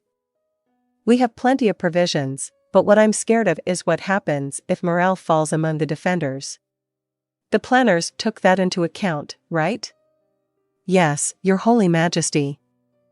Normally we would only have to hold out until reinforcements from the south arrived, but there are reports that Jaldabaoth uses mysterious powers and is capable of breaching our wall with a single attack. That's making everyone rather nervous. All 3 of them furrowed their brows. Considering what had happened at the border wall, anyone's face would go cloudy. But Kalka knew better. Remedios was only imitating her and Kalart. Remedios didn't use her head. And she was stubborn. If it were only that, they would merely be personality flaws, but those qualities were also what made her capable of dispensing absolute justice. Thinking about what justice actually is complicates things significantly. For instance, say there are 2 children. One is human, one is subhuman. Since they are both pure and innocent, they become friends, but adults discover the subhuman and capture the child. The human child begs them to have mercy. But if they let the subhuman go, the child could grow up and one day return to take revenge on them. Would killing the subhuman child be just or not? There is no easy answer to the question. Kalka would hesitate to take a life in such a situation. But Remedios would kill without a second thought. She had the unwavering belief that it was the right thing to do. Anything that could give the people of her country joy was something she agreed with. When she assumed the throne, Kalka told her 2 friends that she would bring joy to the weak and make this a country where no one cries, and in response, Remedios swore to uphold justice as her ardent supporter. She had taken that vow further than anyone, and the fire in her eyes was similar to fanaticism. If that was all there was to the woman named Remedios, she would have been a dangerous individual. However, Kalka had never felt the need to steer clear of her. It made sense to be fond of goodness that loved people, loved peace, hated evil, and wanted to help the helpless. And due to that personality, she had no hidden motives. Since she never used her head all that much, it was clear that everything she said and did came from the heart. Organizations, especially those that had existed for many years, often grew inflexible over time as obligation and ceremony mounted. And in the same way, blood grew cloudy. It was only natural that siblings should quarrel over ascension to the sole seat that rested at the pinnacle of authority. And the race continued out of suspicion, envy, fear, right up until a life was taken. Kalka had been freed from that fate early on, because she had been able to acquire the most powerful magic of any holy king in history. Once people obtained something to be proud of, they usually rested easier. Thus, Kalka had been prepared to give up on becoming Holy King. Her siblings, however, were not. The only blood relative she could trust now was an older brother, Caspond. Because she'd lived in such a simple way, Remedios was an oasis for Kalka's heart. That's unbelievable power. It reminds me of the evil spirits that show up in stories. Honored sister. Not even the evil spirits were that powerful. It's possible that Jaldabaoth is superior to them. Well, that's no good. How can we beat him? What are you worried for, your holy majesty? I hear that in the Ainz kingdom an adamantite adventurer drove him off. Don't you think we should be able to handle him? Yes, if an adventurer on par with us was able to, then. The question is whether Jaldabaoth can use that wall-crumbling power multiple times in quick succession. The staff officers feel that since he only used it once when he struck the wall, he must not be able to use it again immediately. That makes sense. If he could cast it often, that was an opportune time to do so. If he didn't, that means he can probably only use it once. Kalka and Remedios agreed. There was little apparent reason for him not to continue blasting the wall apart if he was capable of it. Kalka was of the same mind. She lightly touched the crown on her head. It was a magic item, the focal device of the hereditary great ritual spell of the Sacred Kingdom, Last Holy War. Well, high-ranking adventurers familiar with hunting down monsters have obeyed the National Mobilization Order and joined the military. I'm sure if we bring all our power to bear, Jaldabaoth wouldn't be impossible to defeat. After all, we have the precedent of him being driven off at least once. The Adventurers Guild had vehemently protested the drafting of adventurers as soldiers, but Kalka refused to make exceptions to the order. Of course she didn't. It would be the height of folly to divide their strength during a national emergency. And the Adventurers Guild in the Sacred Kingdom didn't have the influence it did in the neighboring kingdom. Forcing it to obey was a simple matter. Right. But not getting the details about what happened with him in the kingdom was a screw-up. My apologies. No, Kalart. I don't blame you. I should have prioritized gathering information from abroad. No, your holy majesty. It's actually Kalart's bad. Honored sister, it's definitely not my fault. I was busy guarding her holy majesty Kalka and exterminating monsters. I did my job. I do what I'm best at. Remedios puffed her chest out. She was right. What she said was correct, but there was something wrong with it. Could the people vanishing from their villages be related to Jaldabaoth somehow? Maybe. It had happened a while ago. All of a sudden, the population of several villages simply disappeared. They weren't able to find any clues to lead them to a perpetrator, but maybe Jaldabaoth was the one behind the incident. Then before we kill him, should we interrogate him about that? But if that's the case, dang. If only the kingdom had slain him when they had the chance. Gazef Stronov didn't fight him? Kalart shot a quizzical look at Kalka. It must have meant, you haven't told her yet? So Kalka replied perfectly with a tired smile. In words, it probably would have been something like, of course I did. I told her how Jaldabaoth attacked the capital, how he was repelled by the adventurer, and how other demons showed up, and how the captain of the Royal Select drove them off. It either went in one ear and out the other or was pushed out by newer information. I feel bad for your deputy commanders, honored sister. What do they have to do with anything? Kalart massaged her temples with her fingers instead of answering. Since Remedios didn't use her brain, she needed people to clean up after her, her two deputies. Kalart understood their pain all too well. But because Remedios was so naive, or to be blunt, rather stupid, she was a healing presence for a tired heart, so things more or less balanced out. I don't know all the details, but apparently, he was fighting other demons, ones with scales. None of this would have happened if he could have just defeated him for us. I can't imagine that adamantite adventurer is stronger than Gazef. I don't know, but I wouldn't rule it out. Remedios made a sour face. She must have been displeased at the idea that someone she considered strong could be inferior to a stranger. Well, yeah, he can only wield a sword.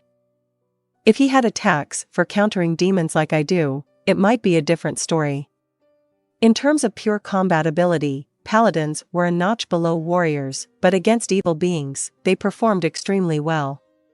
What Remedios said was right, but Collard emitted a little sigh. Just then, Calca thought she heard the faint ringing of a bell. Remedios leaped into action. She was always the one to move first in these situations. She pushed the window open. An early autumn breeze rushed in, forcing out the air inside that had been somewhat warmed by the trio's body heat. Carried on that bracing gust was indeed the sound of a bell, proof that the earlier noise hadn't been her ears playing tricks on her. How much she would have preferred it to have been a figment of her imagination. At the same time, a set of footsteps could be heard as several people pounded down the hallway. "Holy Lady Calca, get behind me." Remedios stepped forward, drawing sacred sword Saphirlicia, and took up a position between Calca and the door. The door banged open. "Your Holy Majesty." She recognized the man who was first through the door, the Chief of Staff. "What is it? What a racket you're kicking up." Scolded by Remedios, the man answered as he tried to catch his breath. There was no time to leisurely stroll over. "Your Holy Majesty. It's Jaldabaoth. He's inside the city. And multiple demons are tearing through the streets. The subhumans are also on the move, they're probably advancing on us." "What?" "The subhuman army was spotted on the outskirts of town. I have no idea how they slipped past the patrols, but we had the wrong info.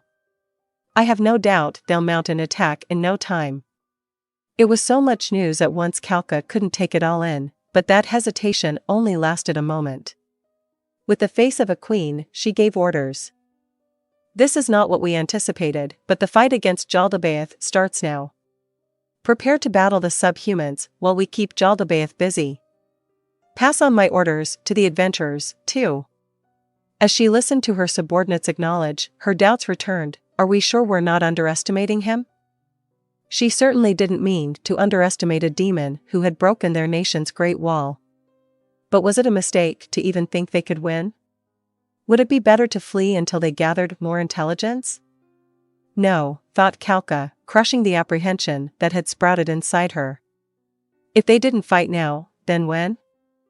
Intelligence was important certainly, but there was no better chance to bring their powers into play.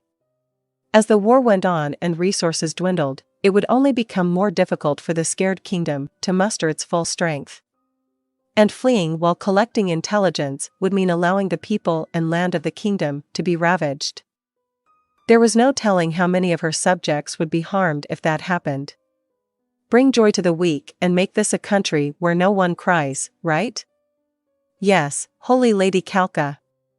Remedios met her private comment with a resounding reply. Boy, I was naive when I was younger. I could hardly have set more impossible goals for myself. He's all full of himself because they got past the big wall. He even waltzed right into our midst, completely alone. Remedios barked in anticipation. But is that true? Well, it's what I'll have to believe. But she couldn't get the feeling that they were making a serious mistake out of her head. Still, don't let your guard down. You should approach him with the understanding that he's more than powerful enough to do terrifying things on his own. Of course, Holy Lady Calca. Please consider me fully guarded. I'll present you with his head after I cut it off with the sacred sword Saphirlicia. It's no good. Getting her to calm down is beyond my power. Despite that thought, Calca wasn't worried. Remedios was like a completely different person in combat. A severed head doesn't do much for me, but I'm very glad to have your loyalty. Chief of Staff, please work according to the plan to defeat him and buy us time? Of course. I've already sent out a vanguard. Calca felt a dull pain in her heart. The order just now essentially meant send them to die. She was telling him, take soldiers who have no chance of winning and throw them at Jaldabaoth to slow him down. A ruler's job was to abandon a minority to save the majority. She had no right to complain.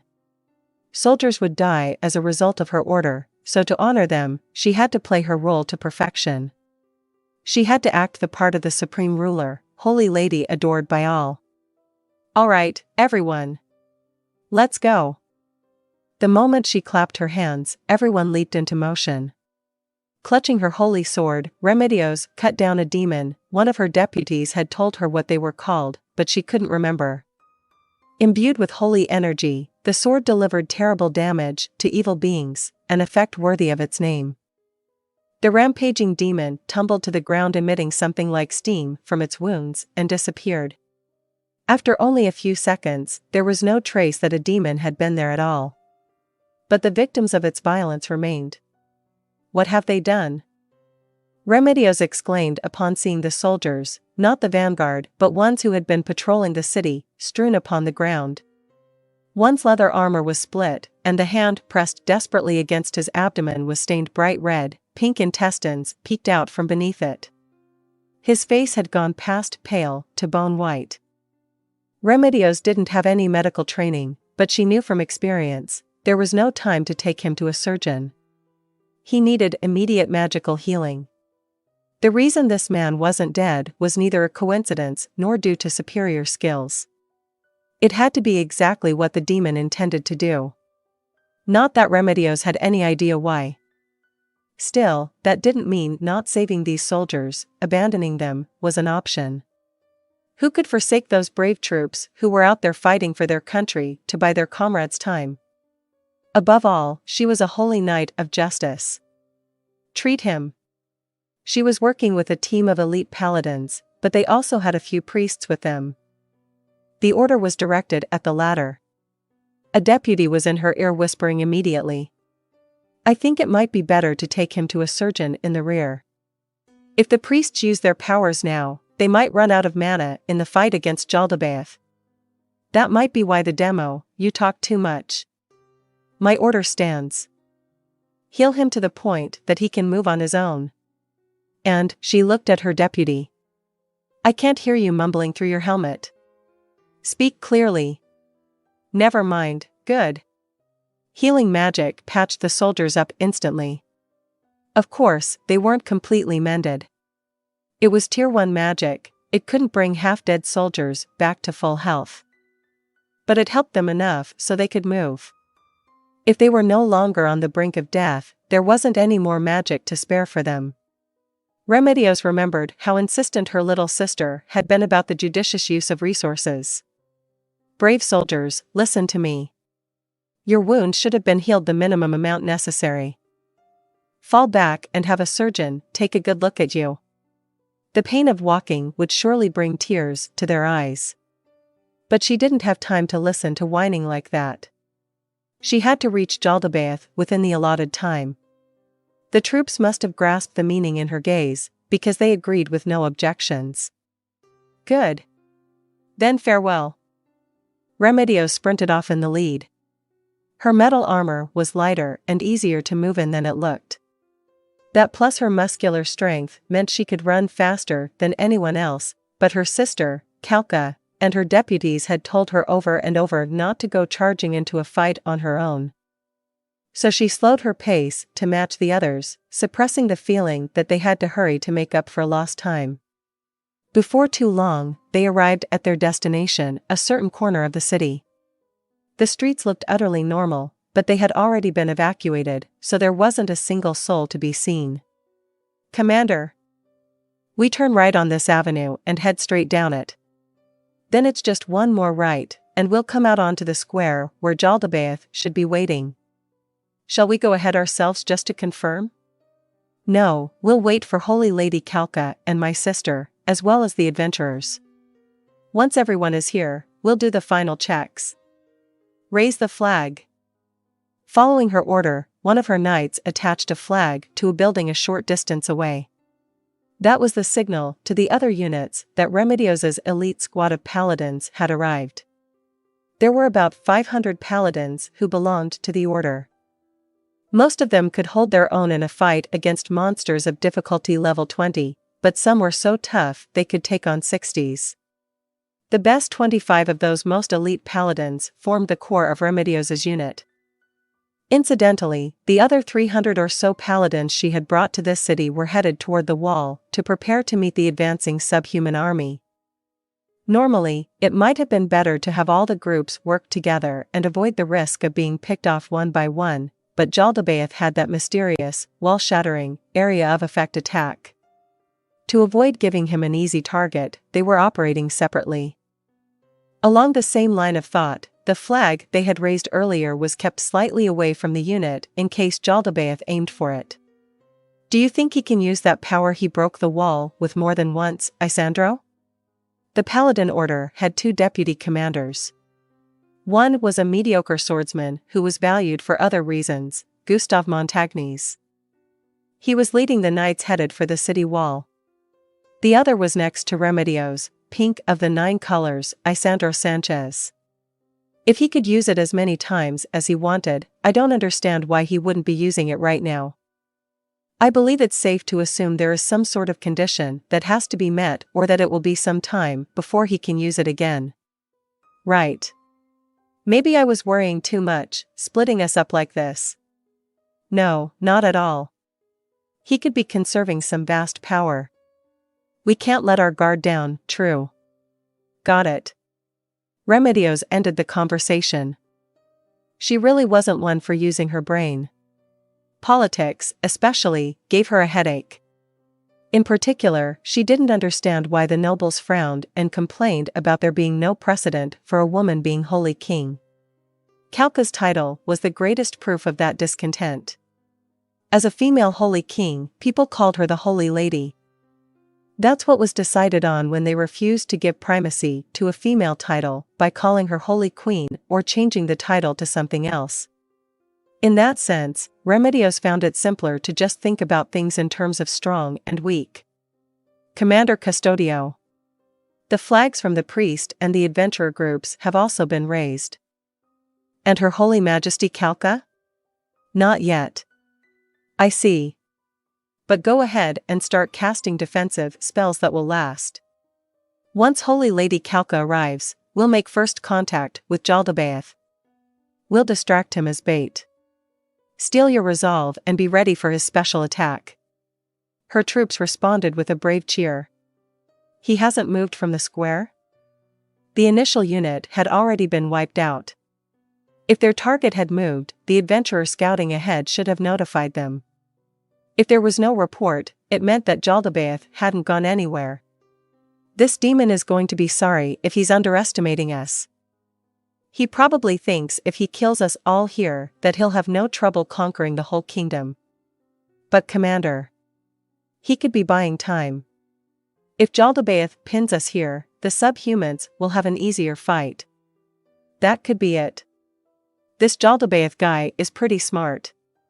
He's a demon, so I suppose he's devilishly intelligent.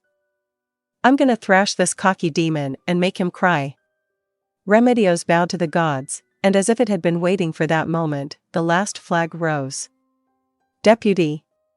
Yes, ma'am. We're ready to go. All right. Follow me. Remedios ran, determined to stick her sword through that ridiculous demon's face. She turned the corner, sprinted, and turned another corner. Then, in the middle of the square dyed red with the blood of scattered corpses, she saw a strange figure. He wore a mask, and a tail curled out from his backside.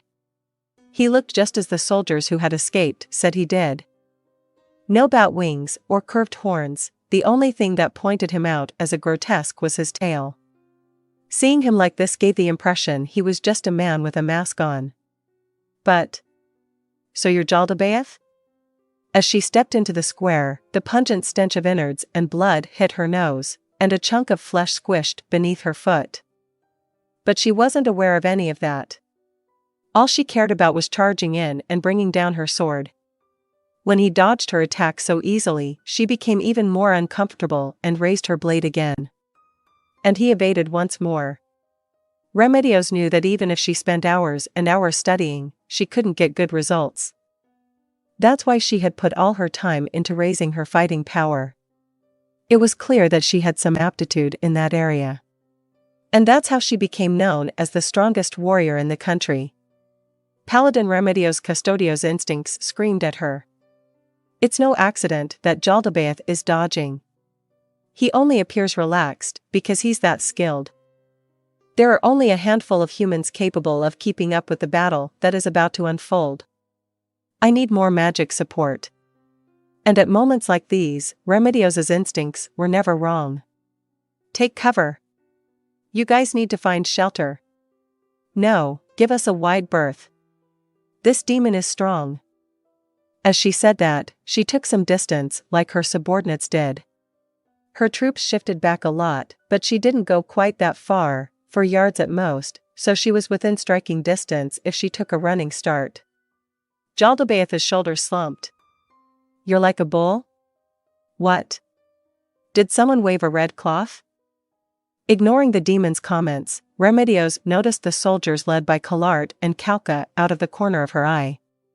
They were rushing over, surprised that Remedios had already engaged. The demon turned his entire body to face Calca, leaving his unprotected back open to Remedios. But she knew that he was waiting for her to attack him from behind, so she didn't move. You guys, he's strong. If you don't have the soldiers fall back, they'll die for no reason. The two listened to her shout and acted accordingly. Only Collart and Calca approached. Remedios maintained her distance from Jaldabaoth, but circled around to stand in front of the other two. Remedios, please don't try too hard. Listen to her, honored sister. Isn't this the sort of adversary we should all take on together? Though registering their nagging behind her, Remedios never took her eyes off Jaldabaoth. He could use the power that broke the wall at any second. The instant he seemed like he was going to try it, she intended to attack. But she didn't get any sense of that from him. His leisurely air made her nervous. I'm definitely, no matter what, going to make you crawl in the dirt. So you're Jaldabaoth, are you? The way he shrugged his shoulders in response to Calca's question offended Remedios even more. Every single thing he did annoyed her. That is correct. Your slave attacked without even waiting for my reply. What was she planning to do if she had been mistaken? Though I am impressed to find nonverbal barbarians in the Sacred Kingdom. Just in case, let me confirm, you're the current Holy King? That's right. You don't need to introduce yourself to this villain, Holy Lady Calca. Remedios thrust the point of her sword at Jaldabaoth. If we know this is Jaldabaoth, all that's left is to kick his ass back to the demon world. No need to sully our tongues with conversa, Remedios, wasn't the plan to see what he had to say. Remedios cocked her head in response to Calca's confusion. Is that what we decided? It seemed that Collart had cast a spell from the rear, a blaze of warmth spreading inside her brought forth a surprising amount of power. Her previous attacks had been dodged, but now she was confident she could hit him. That's when she realized listening to him was about buying time. But I'm generous, so we can talk a little bit. Is there anything you want to ask? Jaldabaoth had his hand pressed over his mask on the spot between his eyes. It was the same gesture she often saw from Collart, Calca, and her deputies. Please take all the time you need. You can prepare in desperation, but a power greater than you will trample and rob you of your lives. And those who look on will despair even more. What a delightful scene. I would never allow that to happen. Sorry, Remedios. Could you be quiet for a second? Calca spoke somewhat firmly, and Remedios closed her mouth. Her tone of voice changed only slightly, but Remedios knew from experience that it meant she was annoyed. Remedios, let's back up a bit. But if I back up any farther, I won't be able to strike if he does something, that's all right. How about we say that I won't attack until either our conversation is over or someone from your side attacks first? Why would I take what a demon says at face value? Remedios. Fine.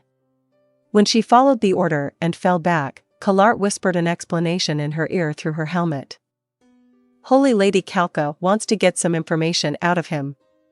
No matter what he says, control yourself. Remedios grunted her disapproval. They were up against a demon, so they should consider anything he said a lie. Slaying him at once would be easier since it required less brain power. But upsetting her master's plans wasn't a very loyal thing to do. She had to sit tight and tolerate this. Now then, evil Emperor Jaldabaoth. There's something I'd like to ask you. What is your purpose in coming here? If you want to overrun this country, why aren't you operating alongside the subhumans you had with you when you broke our wall? Could it be that? Yes, you can stop right there. I know what you're going to say. It seems you're operating under a misunderstanding.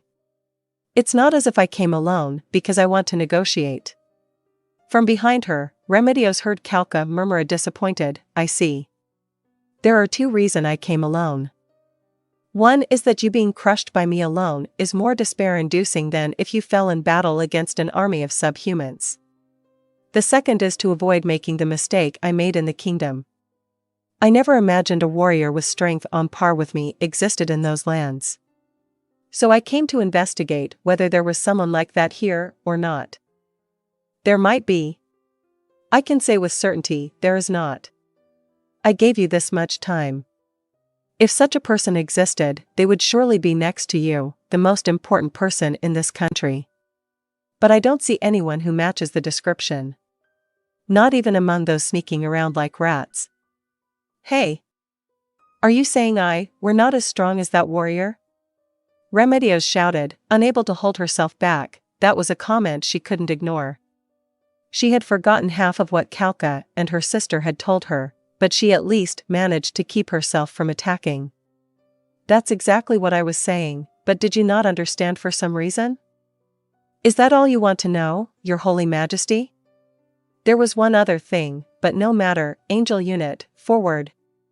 Kalka's determined shout filled the square, and the angels hidden among the guards and priests forming the perimeter behind her all spread their wings and flew into the air. 5 flame archangels, armed with swords of flames and summoned with a tier 3 spell. 20 angel guardians summoned with a tier 2 spell. And a single principality piece that Kalka had been summoning with a tier 4 spell the whole time on their way over.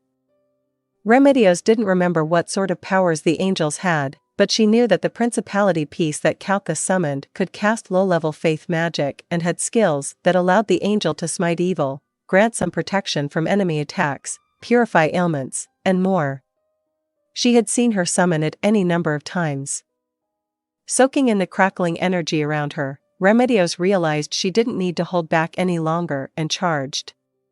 Normally the priests would launch attack spells to support her, but there weren't any this time. Perhaps they were saving their mana to summon angels.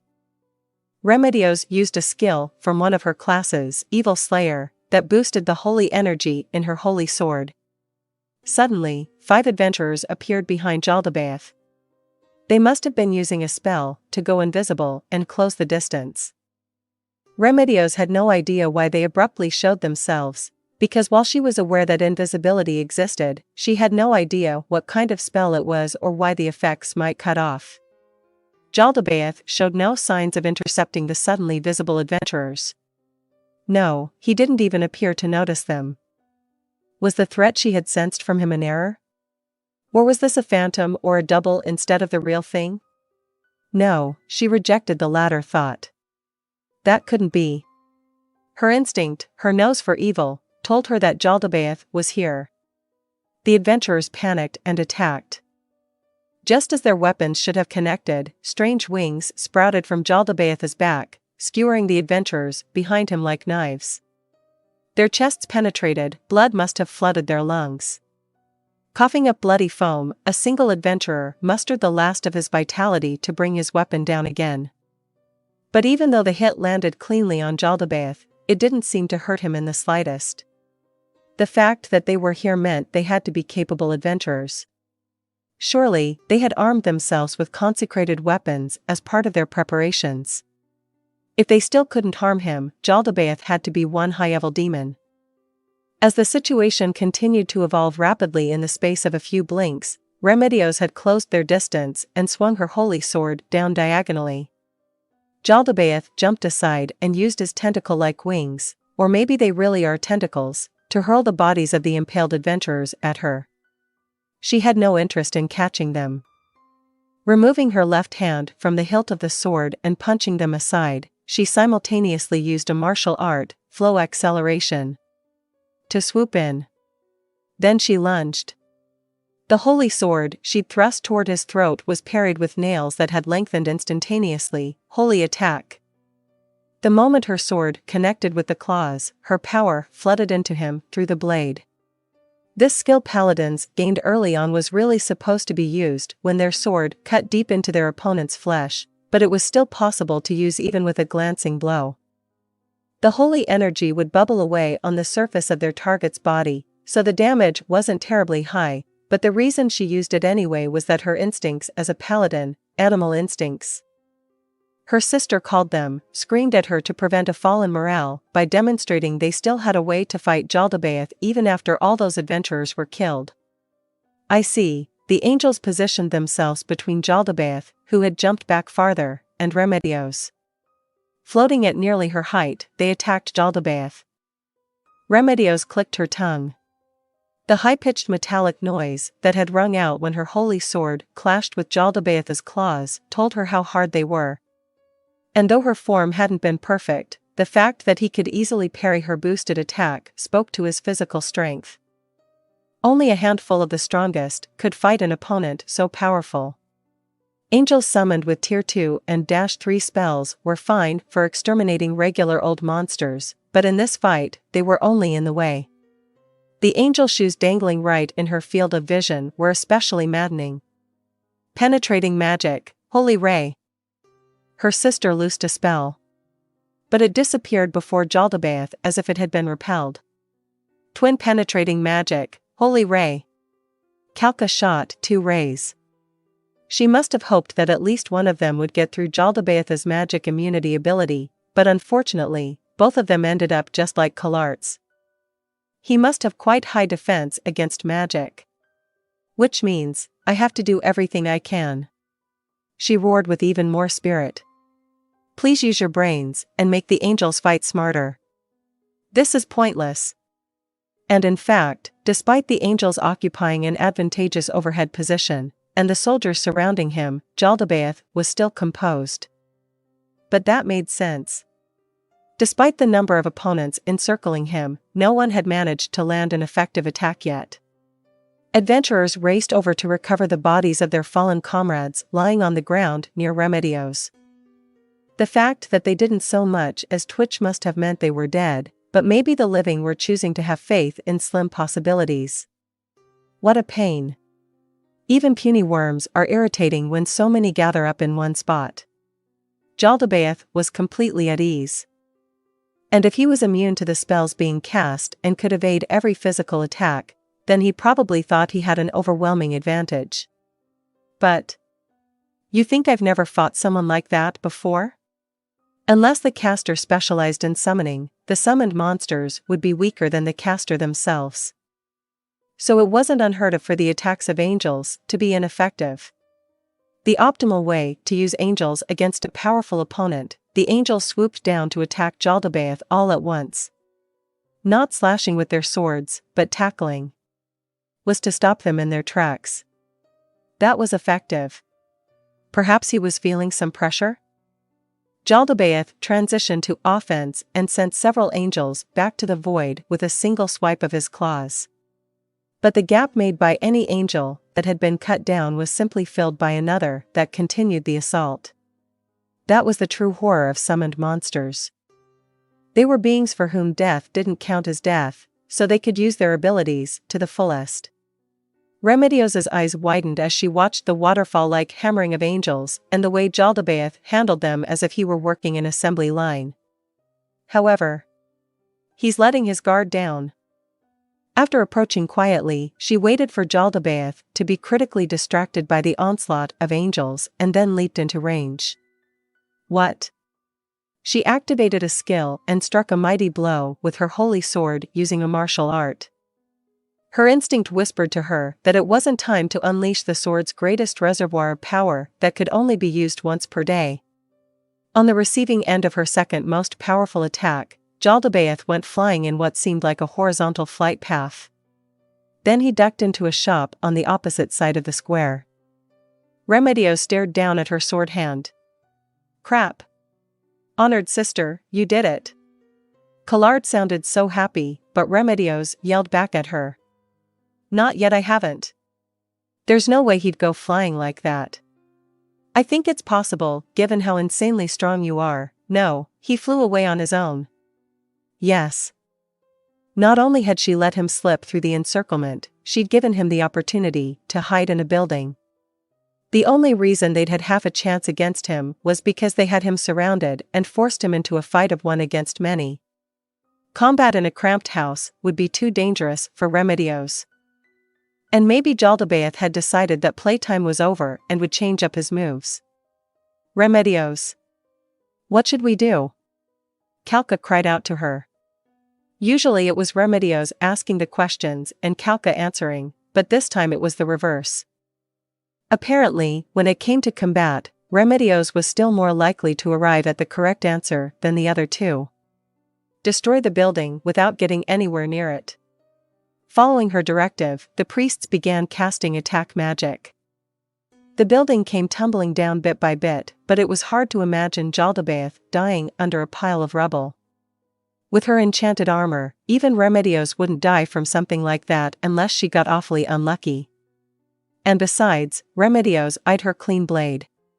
Did he really absorb that powerful blow just by flying away? Did he use a martial art like Fortress? Or was it a special demon ability? There were lots of possibilities, but if she couldn't figure out the answer, they were in serious trouble. With great cracks and pops, the building was completely demolished by the area of effect spells. Remedios found herself having a coughing fit in the cloud of dust it kicked up. "Hey, Remedios, why isn't he coming out?" "Honored sister, do you think he could have teleported away already? That arrogant demon? I doubt he would unless he were injured. It's time for a fire attack. Let's pour oil over this and burn it. And then, could you bless it, Holy Lady Kalka?" "A holy flame, right, honored sister? Should a paladin really use that to damage an opponent?" "I don't mind. If Remedios thinks that's our best option, I'll do it." "No, it's what we must do. If he's a demon, there's no way it won't hurt him." Many demons had resistance to fire, but a holy flame had both holy and fire attributes, so resistance to fire would only block half the damage. "Alright, Holy Lady Kalka, let's prepare for the ceremony, there's no time. Can you do a simplified version?" Looking at Kalka, she saw her sister out of the corner of her eye as she said, simplifying the holy flame ritual magic put quite a large strain on the caster. This wasn't the sort of proposal someone entrusted with her safety should have been making. But they couldn't afford to give Jaldabaoth time. "If you say that's better, then let's go with that plan. But if I cast it alone, I won't be able to give you any more support afterward. Please remember that. So will you light it for me right away?" "Understood, that puts me in quite a pinch." Jaldabaoth's voice suddenly came to them from beneath the rubble. "Honored sister. I'm on it." Remedios stood in front of Kalka and held her sword at the ready. Apparently, the demon really was trapped beneath the rubble. And if he was talking to them now, it must have meant that Holy Flame was the correct attack. Surely he hadn't been knocked out by the impact of the rubble. "It seems I'll have to actually start putting some effort into this fight. You could have done that a long time ago. I've been waiting, so won't you show me what you're capable of?" "Holy Lady Kalka, Kalart, get back," she instructed the pair in a lower voice. At the same time, Remedios backed up and left a wall of angels between her and Jaldabaoth. "Then please take some distance. It wouldn't be much fun if you were killed in the shock of me getting up." The pile of collapsed bricks and wood rose. And as the debris fell away, some sort of giant slowly stood up. "Jaldabaoth?" Remedios murmured in spite of herself. The being standing before them was something altogether different from the Jaldabaoth of a few moments ago. She wondered if he had switched places with another demon. But there couldn't be that many demons this powerful out there. There was no doubt in her mind, this was Jaldabaoth, it was Jaldabaoth's true form. Wings of flame whooshed open. The tip of his long tail was also burning. Even the ends of his terrifyingly thick arms were on fire. His sinister face was rage incarnate. Priests, have the angels charge. Following Kalart's order, the priests sent their angels forward. Jaldabaoth didn't even counter when the angels attacked with their weapons, he simply took the hits in silence. Being surrounded and assaulted didn't seem to bother him one bit. It was like a paladin in full plate armor being pummeled by a child. This is my true nature. Jaldabaoth spoke in a deep, weighty voice that seemed to come from the pit of his stomach. Then he took a step forward with a massive leg, forcing the angels back. Ignoring the angels' attacks entirely, he clenched a fist enclosed in flames. Fire blazing, it was red hot like a volcanic bomb. You daft, flying insects, be gone. With a bang, the angels that should have been shielding Remedios vanished. Even her sharp vision only registered a momentary afterimage of Jaldabaoth swinging his fist at great speed. The resulting blow had demolished the wall of angels that had been protecting her. This was the real Jaldabaoth, slaying several angels at once so easily. In the face of such overwhelming power, Remedios swallowed hard and gripped her holy sword. She broke into a sweat and could sense the clothing beneath her armor changing color. Can I win? Remedios charged with a roar, to shake off her fear. Perhaps it was a reckless move, but if she didn't advance now, her mind would have been forced to acknowledge her defeat. Clenching her sword, she raced forward. Jaldabaoth neither defended nor dodged. He repelled her so simply it was laughable. Her sword, forged of an unknown metal as hard as adamantite, glanced off Jaldabaoth's skin. When she looked up, his gaze wasn't even directed her way, just like how a human wouldn't look down on bugs crawling in the dirt. It's a chore to fight you unarmed, wait, I have a good weapon. Jaldabaoth set off walking, paying no attention to Remedios. She was forced aside by his hulking form. Hey! Shit! She attacked from behind, along with newly summoned angels, but her sword couldn't penetrate the skin that possessed a strange metallic gleam. Attack spells flew at him, but were all deflected. He's not even slowing down. Where is he head? When Remedios figured out his destination, the blood drained from her face. He was aiming for Calca and Kalart. What are you guys doing? Attack! Cut him down! She gave orders to the paladins behind them.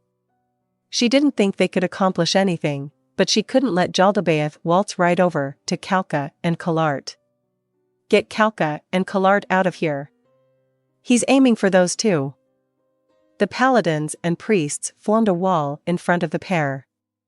What a fragile barrier it was. Stop! Stop! Stop! She screamed, swinging her sword over and over. But none of her attacks could break the demon's skin. The paladins slashed with their swords, and the priests cast their spells. But they couldn't stop Jaldabaoth. He continued striding forward as if nothing were happening. Anyone brushed by the flames coming off his body fell shrieking to the ground, but Jaldabaoth didn't even seem to be conscious of attacking. Run, you two! We can't stop him! Remedios shouted, her brain in a muddle. Didn't an adventurer drive him off in the kingdom? She should have been equal or superior to an adamantite adventurer. So why couldn't she contain this demon? There must be something. I have to figure it out. There has to be a way to deal damage. There had to be some trick to his invincibility. Just as some monsters were strong against all materials besides silver, he had to be protecting himself with some specialized defensive ability. What is it? The instincts she relied on told her nothing.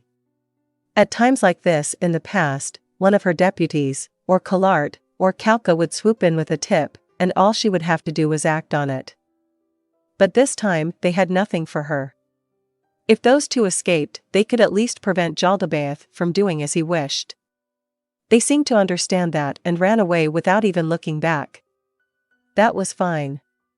On a real battlefield, there was no time to dither like an idiot.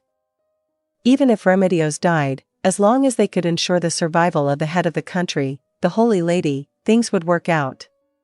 And in the worst case, even if the Holy Lady died, as long as Kalart survived and they could recover the body, she could be revived. A few priests, who could probably use up to Tier 3 magic, stayed near Kalka, protecting her. That shield was probably enough to buy them time to escape. Greater teleportation.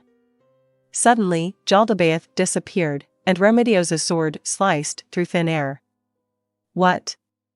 Whirling around in a panic, she heard a terrible wail. Her heart pounded sickeningly. The scream came from the direction the other two had run in. But there were paladins in the way, so Remedios couldn't see what had happened. Her terror was automatically soothed by a magic item she wore, but impatience blossomed in its place. If Kalart and the priests protecting Kalka had been killed, that meant the Holy Lady was facing Jaldabaoth on her own. The leader of the country. The kingdom would be doomed without her. Out of my way. With that scream, Remedios set off running. The paladins jumped out of her path. Kalka was so far away. How sluggish Remedios thought her body was. Remedios considered herself to be at the peak of human performance when it came to physical strength and running, and she had always been quietly proud of that. But at this moment, she learned what a sham that all was. If she can just survive one hit. Even if she gets horribly injured, there are plenty of priests around. As long as she doesn't die, things will work out somehow. Telling herself that as she ran, Remedios spotted Kalka trapped by Jaldabaoth. There was no time to look for Kalart. Jaldabaoth had grabbed Kalka's legs with his huge hands. Both of his limbs were enveloped in flames. The sound of flesh roasting was audible from beneath her heated armor. Her face in her helmet was nearly mad with agony, her neat rows of teeth clenched. The coward! He's taken her hostage.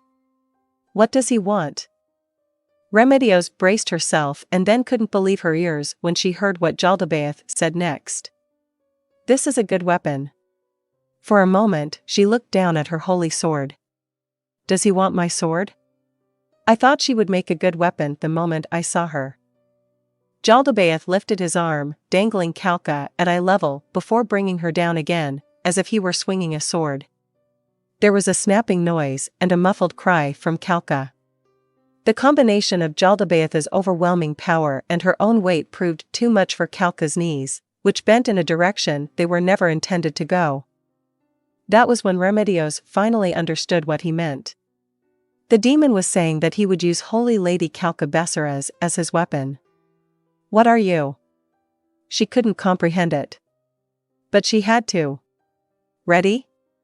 Here I come. A faint, sinister grin appeared on Jaldabaoth's furious face as he approached. What was she supposed to do? Remedios backed up, as did the paladins who must have been behind her. What should I do? What can I do? Casting around for help, she saw Kalart and the priests who had been protecting Kalka sprawled on the ground. The priests didn't so much as twitch, but her sister was twisting around. Maybe she was silently using a spell. She's alive. I guess I'll have to ask Isandro who to save first. Isandro. What should I do? Retreat. Okay. All units, retreat. Fall back. Fall back. What? You're not going to fight? And right when I got my hands on this perfect weapon to crush you with, fireball. Jaldabaoth lifted the hand he wasn't holding Kalka with and loosed a Tier 3 attack spell. The flames burst and burned all the paladins in range. The paladins had fire resistance magic cast on them, so they managed to avoid fatal damage, but that just meant they weren't dead yet. Kalka flailed all she could, but it didn't seem like she could escape Jaldabaoth's clutches. Woman, you exasperate me. You're my weapon right now, so act like it. He bent down slightly and raised the hand holding Kalka. No! Remedios screamed, realizing what he was about to do. But Jaldabaoth didn't so much as glance at her as he swung his arm down. Splat! Kalka's attempt to defend herself didn't make it in time, so her face slammed straight into the ground. As Jaldabaoth lifted his hand again slowly, she hung limply, seeming to have lost interest in resisting. The front of the helmet she was wearing was open. It was designed that way so she could raise the soldier's morale with her beauty. But now that once pretty face was flattened, perhaps her nose had been crushed and covered in blood. You bastard! Don't! You idiot! One of Remedios' subordinates had instinctively drawn his sword and charged.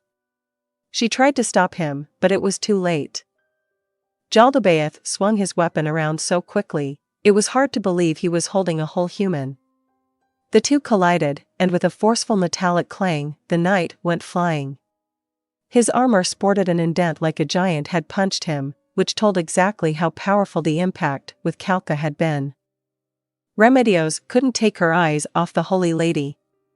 Even humans, with more vulnerable outer skin than other races, could robe themselves in chi or mana and take a slash unscathed, if they were powerful enough and conscious. Yes, if they were conscious. Her helmet must have flown off somewhere in the crash, her long hair fluttered in the wind. Hanging upside down with her bloodied face and crushed nose, missing front teeth, groaning faintly with only the whites of her eyes showing, Kalka no longer had a shred of the beauty praised as the great treasure of a nation. She looked utterly miserable. What should we do? Isandro. How can we save Kalka? I don't know. That doesn't help me. I thought your brain was supposed to shine at times like this. I never could have imagined something like this. We have no choice but to withdraw. And leave behind my sister and Kalka? What else are we supposed to do? When he said that, she realized she had no reply. Sheesh. You awful humans, how can you waste time arguing like that before an enemy? Time's about up. Yes, I think that's enough playing around. What? Jaldabaoth slowly looked toward the sky. My army has nearly reached the city. I need to hurry, break the gate down, and cause a storm of atrocities and murder. You think we'd allow that? You don't need to. Just accept it, like this celestial gift. Jaldabaoth raised his free hand up into the sky as if reaching for something. No. Remedios shouted because she realized what he was going to do. But everyone just stood there watching, unable to move. Jaldabaoth had the holy lady hostage, so no one could attack him. No, they were afraid that if they did attack him, he would use Kalka's body to absorb the hit. What would they do if that was how she died? Paying no mind to their indecision, the star fell. End of the first chapter. If you like my content, join me on Patreon, where you can find more and exclusive novels. Also, you can leave a donation by clicking the Super Thanks button. Thank you very much for your support.